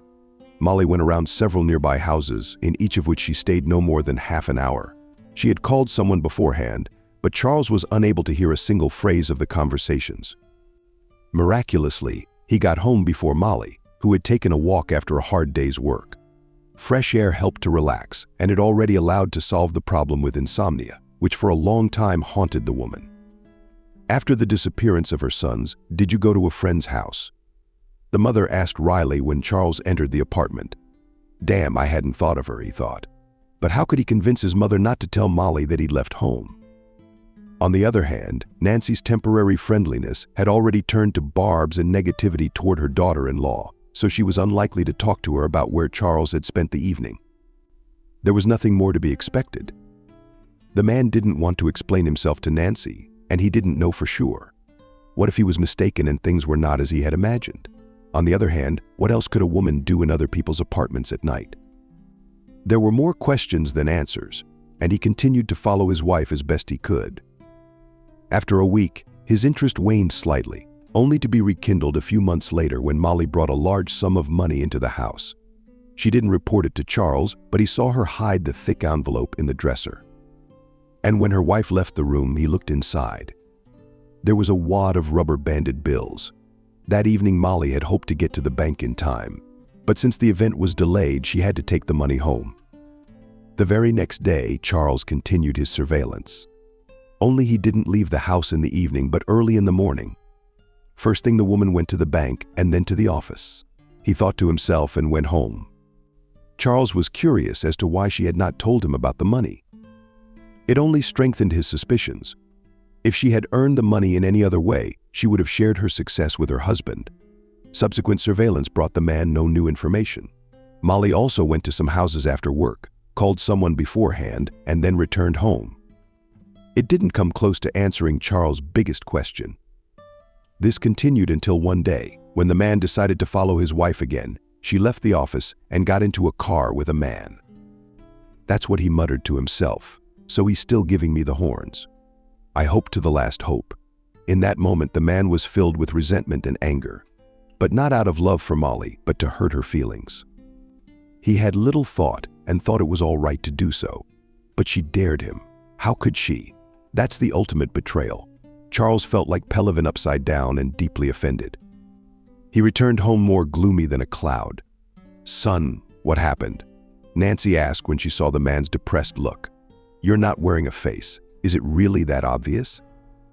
It went through his head. He had to pretend that nothing was happening. If his mother noticed, Charles could hardly hide his condition. Fortunately, by the time his wife returned home, he had regained his composure and looked quite ordinary. He could hardly contain his anger. Oh, he wanted to give her a good thrashing right from the doorstep, but he could hold it in. It wasn't easy, but he could do it. "Charles, I'm going to stay with Aunt Miranda for a few days," Molly defended. Her voice was clearly happy and watching cheerful with his wife. Charles could barely keep his temper in check. "Are you with me or what?" "I'm actually working," the man muttered. "What about you?" "What about work?" "I'm taking a leave of absence," Molly replied. "Just for a few days. Look, we're not so poor now. I can afford a vacation. Especially since I haven't seen my aunt for a long time. Are you with me or not? We're not that poor. I can't believe it." Charles thought to himself, who had not been able to update his closet to our old clothes for months now, saving up money to buy them. "Really, we're rich. Why not live with a rich aunt for a few days, taking a vacation at work at your own expense?" The man resented the situation to the core. Not only was Molly hiding money from him, which was part of the family budget, but she was also absent from work, losing money. Indescribable impudence. Charles was literally boiling with indignation. What do you think she's doing? Molly's departure came at just the right time. At that moment, Charles had no idea how he could control himself. And then he had to think about everything, weigh it all up and figure out what to do. That's what he didn't know. "At last," exclaimed Miranda, who was very happy to see her niece. "I hope you've gotten some use out of my bank card." Miranda was the only person who knew what Molly was doing. It was not in the woman's plans to include her income in the family budget for the first time in her life, so she asked her aunt for a bank card that she could use when needed. "Of course it would come in handy," Molly replied. "Thank you so much." They talked about this and that without touching on a single topic. They no longer discussed their sons with Molly. The boys still lived in the woman's heart, but she was afraid that as soon as she began to discuss them with anyone, she would slip right back into her past heavy state. She didn't want that to happen. "Are you still not planning to tell yours?" asked Miranda, who fully supported her niece's decision. "No, I don't plan to," answered Molly, who realized that although her relationship with her husband had improved after all that had happened, she still couldn't let him go. He didn't need to know about her new line of work and money. Maybe someday she would tell him, but not now. Molly stayed at her aunt's house for a while, but 2 days later their leisure time was interrupted by a phone call. "Molly, I need you," James said. "Is there a case for you?" Hearing a man's voice in the receiver, Miranda smiled enigmatically and, seeing the woman's aunt's reaction, hastened to assure her that it was not at all what she thought. "Yes," Miranda grinned. "You can't fool me. I saw your smile when you spoke to him on the phone. Come on. Admit it. Do you like him? He's just helping me with my work." Molly, who was afraid to admit to herself that this was the first time she had feelings for a man other than Charles, was embarrassed. But she couldn't help herself either, and then she forgot about it. But she didn't want to share her emotions with anyone. Even with Miranda, whom she trusted as herself, it was unnecessary. She wasn't going to change anything in her life anyway. James drove up half an hour later and doped tea. Molly said goodbye to Miranda and got into his car. Good, nothing to say, she thought to herself. Not like the others, lazy and beggarly. Miranda sincerely hoped that the moment would come when Molly would come to her senses. She couldn't go on living with a man who had already shown himself in all his glory. Molly herself did not hold grudges against her husband. The woman was sure that someday their family will be happy and prosperous. And first love is the most faithful. What else is there to think about? If she had not accidentally learned the terrible truth about her mother-in-law's husband, she probably would have lived with them under the same roof for the rest of her life and would not have left. But fate had decided otherwise. Molly could not even imagine that Charles would be capable of such a thing. When the curtain of the brutal reality she had been forced to face opened in front of her, Molly felt uncomfortable. Suddenly it seemed to her that the ground was slipping away from under her feet. She didn't wake up until half an hour later. Molly was lying on a couch in someone else's apartment, staring at the ceiling with glassy eyes. Next to her sat James, who was holding a glass of water. "Drink the water," he said. "You need to calm down. "This is my son," wheezed Molly, barely able to open her eyes. "My Mason and Clara have been trying to become parents for several years now, but their attempts have been unsuccessful. They tried the best doctors and foreign clinics. Everything was in vain." "You don't have to try," said the very first doctor they visited after the test results came back. "You are incompatible." Then they didn't believe the doctor. Big Deal brushed aside Clara, who rejected and denied the doctor's words. One specialist's opinion doesn't mean anything. Mason, on the other hand, saw no point in undergoing examinations in other centers, nor in traveling abroad. "We are only wasting money," he said, trying to convince his wife that life is not so bad without children. "Let's solve the issue in some other way. We are not living in the Stone Age. And after all, how many children are there in the world who need love and care?" But Clara didn't want to hear anything. She was so stubborn that she decided to admit defeat only after the 9th specialist. They went to 9 doctors, and only after all of them had made the same diagnosis did she finally give up and accept it. Divorce was out of the question. They loved each other very much. The only option left was adoption. But the couple were tormented by doubts. What if the parents of the child will be some marginalized? Clara reasoned. "It will grow up and follow in their footsteps. You and I will suffer later." "Don't you talk like that," exclaimed Mason, who saw nothing special in taking a child from an orphanage. He offered his wife this option many times. But Slaga was hesitant, skeptical of such an event, and very afraid of the consequences. If Clara allowed the idea of adoption, then only an adult child. Mason, on the other hand, was totally against it. "Are you out of your mind?" he asked. "That's just the kind of thing that could happen with a teenager." "Oh, what serious problems?" "They are no longer children, but people with formed character and life principles. They're not used to living in a family. We'll be like walking wallets to them." "That's not a fact. And it's not a fact that we'll be able to establish a relationship with an adult child." Their argument was interrupted by a call from a midwife I know. She and Mason used to go to school together. A former classmate knew more than anyone else about the family's problems. Therefore, as soon as she had a chance to help the couple, she immediately took it. "Bone, here is such a thing," laughed the woman. "It's just a gift of fate. I found the baby. Can you imagine, right to the maternity hospital dropped off? He's just a baby. I wouldn't want to give him to an orphanage." "You wanted a baby so badly, didn't you?" Mason's heart sank. "I had to make a decision fast. Not a second too soon." Clara, having heard that Christina offered to take the baby abandoned at the maternity hospital, was skeptical of the idea. But just imagine how great it would be. Mason exclaimed, "He's only a few months old. He'll grow up before our eyes. We will bring up in him the kind of person we would like to see: worthy, kind, sincere, sympathetic, purposeful, active. He will study well, then enter an institute. This is such happiness." "But how do we know who dropped him off at this maternity hospital?" skeptically asked Clara. "Maybe some alkies?" "We don't need to know that, Clara," answered Mason. "Who cares who his real parents are? What matters is how you and I raise our son." Christina helped with the paperwork retroactively. This made Mason very uncomfortable. He was afraid there might be problems in the future. "What are you talking about, Mason?" The woman waved her hands. "If his parents dropped him off at the maternity hospital, they will never remember about him. And in a year or two, or even sooner, they'll forget what he looked like. What problems are thrown out, and no one needs children, and his parents don't care that it became scary to say such things out loud to him, but they could count on him not surviving at all. Never mind why. And the mother and father who gave birth to him will never come for him. They don't need him." If Mason had known then that they didn't, he never would have taken the boy into his home. He had no idea how it would end. Oh, how wrong he was. It would have been better to take the Refuseniks in the maternity hospital, knowing that the birth mother had written a statement, instead of hoping for a gift of fate, going through the indecision of a doubting wife. But it was too late to change anything, and there was nothing that could be done about it either.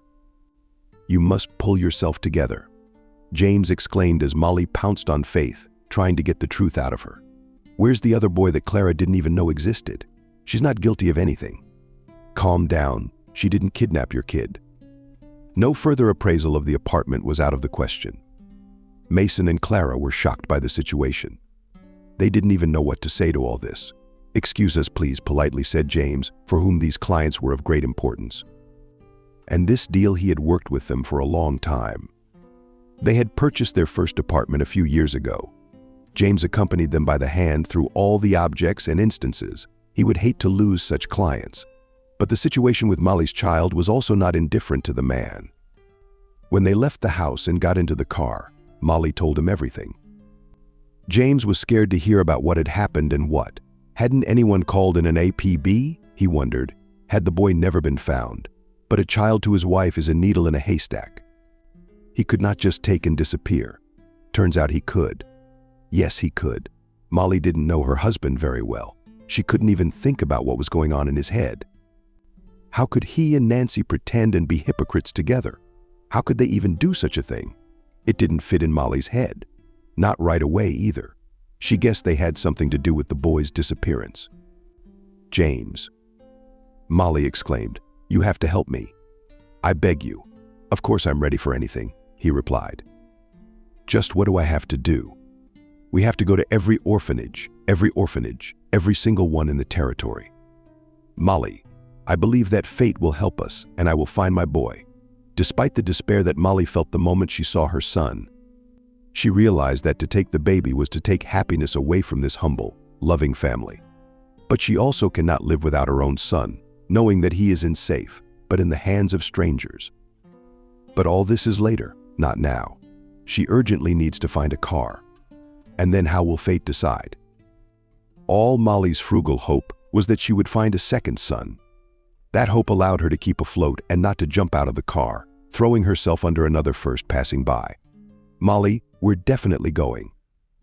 "All the orphanages, I promise you," James assured her.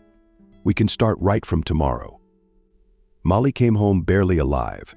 She didn't have the energy to tell Charles what had happened. It was for the best. The very next day, the woman learned the terrible truth about her husband and mother-in-law. The kind that would make any normal person's hair stand on end. "How am I going to survive all this?" Molly cried on James' shoulder. "How am I ever going to get through this?" In the back seat of the car sat a little boy and watched carefully. Periodically whispered, "Mommy, don't cry." James tried to calm Molly as best he could. "But still, stop it, he coaxed. "The main thing is that your son is with you, and you found him. The rest is not so important. It'll all work out." The baby was found in the 4th orphanage where Molly and James had traveled under the guise of prospective parents. "Why do I have to pretend to be someone else?" She resented it. "When did a man suggest the idea? Why can't we openly say we're looking for my son?" "Calm down, please," James replied. "We have no reason to openly search for the boy. How do we explain that? This should be handled by the police, who have already searched for him, but without success. If we go into detail, we'll waste a lot of time with no guarantee of any results. But if we come up with potential parents, in which the directors of orphanages are very interested, they will immediately take us to introduce the kids." There was logic and common sense in James's reasoning, and Molly agreed with the man, looking at the children in the orphanages. The woman's heart was breaking. She felt so sorry for these harmless and innocent little people that at some point she even forgot why they had come here, remembering only when she went outside and got into the car to go to another orphanage. "What a bunch of people," the woman exclaimed. "They have no heart. But how can you give up your child? How can you give it up?" It is incomprehensible. When Molly saw her Sebastian, who was playing on the floor with the other children, she immediately rushed to him. "My little son, my darling." Wailed the woman. The boy immediately recognized his mother and stretched out his arms to her. There was so much sadness and hope in the child's eyes that Molly had tears in her eyes. "How much have you been through, son?" she wailed, looking at the boy on the head. "I'm so glad I found you. I'll never give you to anyone again. I'll never let you go anywhere. I'm sorry, son, I'm sorry." Molly was reprimanded, and severely reprimanded for this behavior. "Don't touch the child with your hands." Molly was reprimanded by the teacher. "Only communication is allowed. What if she gets sick later? You'll leave, and we'll have to cure it. We'll have to deal with it." "That's my son," Molly yelled back. He's mine, you stole him. What right did you have to do that? The woman grabbed the boy in her arms and tried to run first out of the room and then out of the orphanage. But James intercepted her. There was no limit to the anger and rage of the teacher. I'm sorry, that's too much. She poked and immediately went to fetch the director of the orphanage. Here, look, said the woman, bringing another woman with her. Kelly, this is a real mess. Take action. What are they doing? Come with me, Kelly said. In my office, we can talk about this, we can talk about everything. There's no need for scandal in an institution. I think you realize that yourself. I'm not going anywhere without my son. Molly was outraged. What if you kidnapped him again? I'll come back and the car is gone. I'll only go if the boy comes with us. Okay, agreed Kelly. Let him be. If you ask me, the story wasn't that long and convoluted. Kelly had been working as a director of an orphanage for more than a year and had seen a lot of things during her tenure.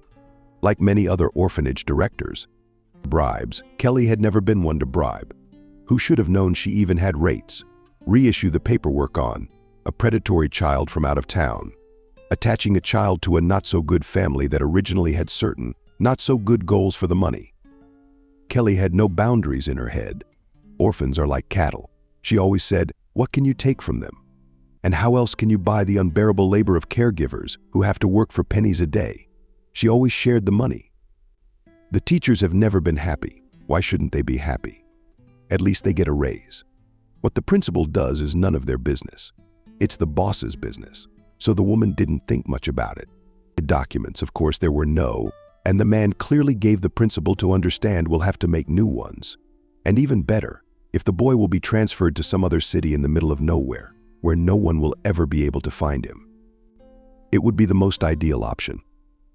After taking the baby with tears rolling down his cheeks and a thick envelope with money, the woman immediately called her acquaintance. That boy is quite small, but I think that this is what you need. Remember, you and I agreed that I already have several suitable children. I'm waiting for your answer, she said. But the buddy got into trouble. Some of his activities had come to the attention of the police, and he was busy trying to get out of it and get out of jail. Yes, I remember everything, he replied. But I'll have to hold off for now. I wish you hadn't called me in the first place. Let's do it this way. I'll come as soon as all my problems are solved. And that was the deal. Kelly was concerned about the situation, and when she saw an APB on one of the houses, the woman's heart raced. But what was she to do? Go to the police? Not an option. If she went there, she'd have to tell them how the boy ended up in the orphanage in the first place. And that would be tantamount to confessing to a crime. And then what? What if they started digging? It's scary to imagine what would have happened. Prison was clearly not in the plans of the principal, who by that time had already managed to earn money for several apartments and from day to day planned to complete her activities. But fate had decided otherwise. I told you everything, she said, but you promised you wouldn't say a word about it to anyone. Yes, replied Molly, who was sickened by everything that had happened. At that moment, the woman was ready to fall through the ground and howl at the cruelty she had to face. How she would have liked to see justice done. But the life and fate of her own son was more precious to her than the rest of her children, which is understandable. What mother would do otherwise? But only on the condition that you give me the boy right now, she continued. James took out a thick envelope of money from his suitcase and handed it to the principal. A few minutes later, they walked out of the shelter with the car. Kelly described in some detail the man who had brought the boy to the shelter. Molly had no doubt that Charles had done it. But where did he get that kind of money, and why would he do that? And then why hadn't he donated his youngest son to the orphanages? Why did he drop him off at the birth center? And it turns out he was the one who set up the attack on the nanny. Questions were a lot, and Molly was to have a serious conversation with her husband, who, although at first denied everything, denied. But as a result, the man's nerves gave way, and he confessed everything. Why did you do it? Shouted Molly, who sincerely did not understand the motives of the man. She has no untold riches, nothing to inherit. What could be in the way of children? I told you right away that I didn't want you to have them. Charles replied angrily, what about you? Did you listen to me? You didn't care about my opinion at all. And the fact that I got kicked out of school. You didn't care about any of that. You were only thinking about yourself. I want kids and I want kids. It's a sin to get rid of them. It's like a penance. What about me? Where are my interests? Where are they? He'd thought it through. When Molly took the boys to Miranda's, Charles realized it wouldn't solve the problem. Temporarily teaching. A nagging yes, but it wouldn't solve it. Not that he planned to divorce Molly. Living with a wife was better than living without a wife. He understood that. Yeah, and yet, anyway, if they didn't have kids, they'd have a decent life on 2 salaries. And then they could afford their own place and move away from Nancy. It was all in the plans and dreams, the realization of which were prevented by children. Even in case of divorce, Charles would not be free from the burden of paternity imposed on him. Child support had not been canceled, and it was unlikely that his life without Molly and 2 children would have been any better. Getting a divorce was stupid. It didn't make any sense. But it was equally stupid to leave a yoke in the form of children who would somehow still need his money, which the man didn't have. Yes, Miranda was providing a huge amount of tangible help. She'd been willing to provide for Molly's children, even into adulthood. But where was the guarantee that she wouldn't pressure her niece into divorce? Left on his own, Charles would never be able to move out of his mother's house after his higher education was taken out from under his nose. The man realized he would never be able to make decent money. All his life he would have to try to wash himself, and he was clearly not happy with that kind of life. It wasn't hard to track down the nanny. The woman wasn't hiding from anyone. And then it was just a matter of technique. Only one thing but the money to pay Kelly for both children. Charles was not enough. Had to look for other options. That's a lot of money you're charging. You're going to make a lot of money off of this. Couldn't you do something smaller? He was indignant. But the woman was adamant. Understand, these are not children from the street, not homeless, not abandoned, and not abandoned. She replied, I'm taking a very big risk. If anyone finds out, I'll be dead. Kelly did not go into detail about why the man wanted to give the children to an undocumented orphanage. There were family disputes, of which she'd heard plenty, and in most cases they did not concern her at all. The woman preferred not to clutter her brain with unnecessary information. There was no need for it. Well, to hell with you, fatty, Charles thought to himself, and immediately decided that he would give Sebastian to the orphanage. Little kids all look alike. Who could tell? He thought to himself. And a baby dropped off at the maternity hospital while he was still growing up. When will they be able to recognize him? So much time would pass. He reasoned from his own bell tower, and he himself had difficulty treating his own son from other children. He could hardly treat Sebastian, but Charles was still a little bit smart, so he made such a decision. Little Sebastian did not understand why Daddy had hit Cindy on the head. Where was he taking him, and what would happen next? The boy cried, and his father didn't even see fit to make a good face at a bad game, and went with his son to lie that he was taking him to his good aunt's house for a while because he had to. The plan was almost perfect. There was only one big problem. Charles could not have guessed that Molly would get a job in a real estate agency and get into the apartment where her son lived in a loving family. It was such a trivial coincidence that Charles couldn't even find the words to express his emotions about it. How ridiculous, stupid, banal. Molly waved her hands. Just disgusting. After listening to her husband, the woman was shocked why he even studied at the institute if his intelligence remained at the level of a first grader. She thought to herself, and even children are smarter than this vile, disgusting, lying man. How could I ever fall in love with him? Where were my eyes? For the first time in a long time, the woman opened them so wide that she became truly afraid of the realization of what a monster she lived next to. It's just unbelievable. You don't have any money, you say? Yes, she said wryly. And where did you find the money to bribe the principal? I didn't have money for the family. I didn't have money for the kids. But to pay a monster who wouldn't know what to do with your own son, did you? That doesn't add up. I sold my grandmother's ring, Charles said. You have no idea how important it is to our family. It's been passed down from generation to generation. My grandmother willed it to my mother, and my mother, since she has no daughters, gave it to me.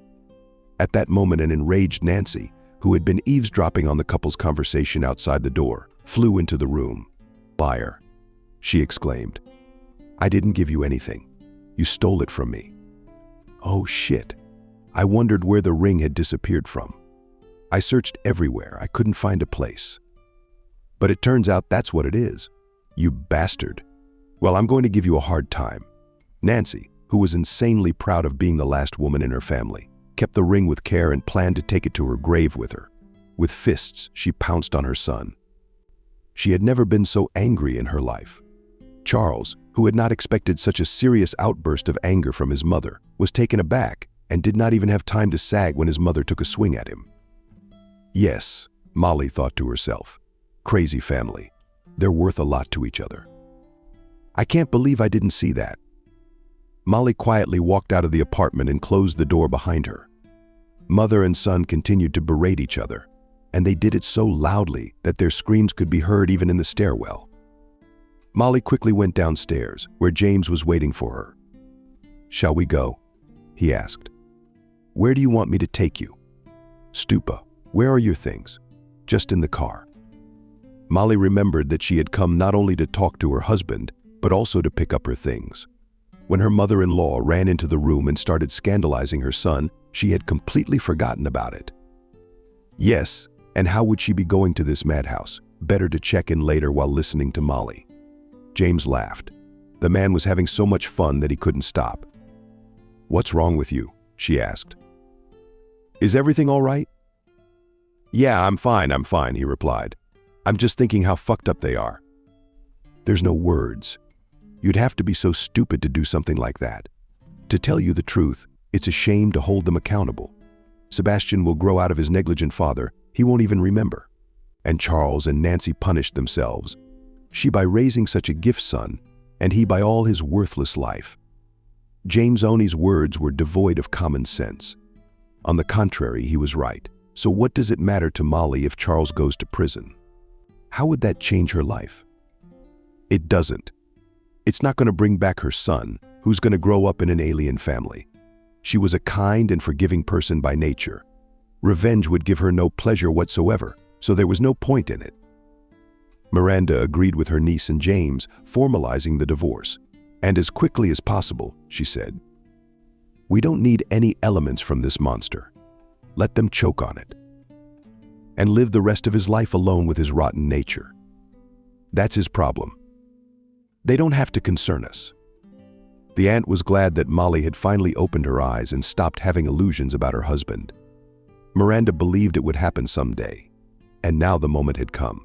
And then Clara and Mason decided to return Molly's son. You can't build your own happiness on someone else's misfortune, as they say.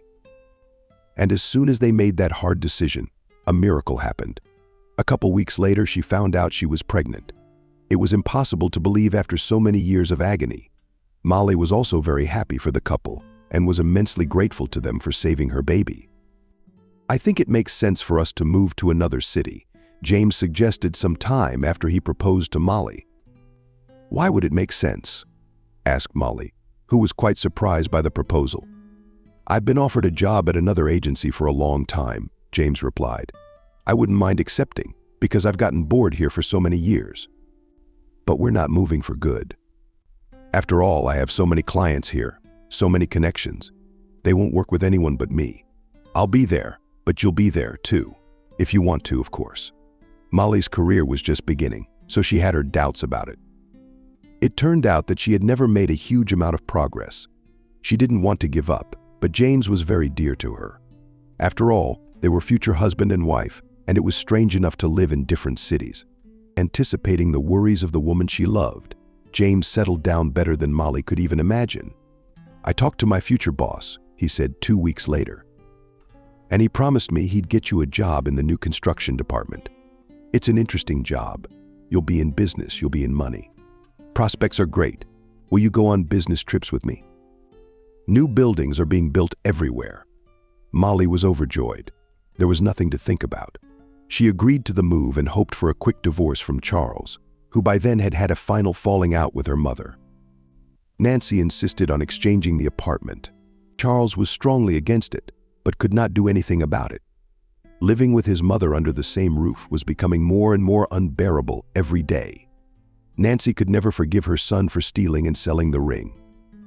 It was also for this reason that she wanted to sell the apartment. The woman hoped that she could buy back the ring in time. Immediately after the scandal with her son, she went to the pawn shop to which Charles had taken the ring, where she was informed that a collector was planning to buy such an expensive item. So the pawnbrokers gave Charles a very substantial sum for the ring. Without the presence of a potential buyer, it was unlikely that the man would have been able to count on such money. Nancy begged to wait and settled the misers a much more impressive sum than the collector was ready to pay.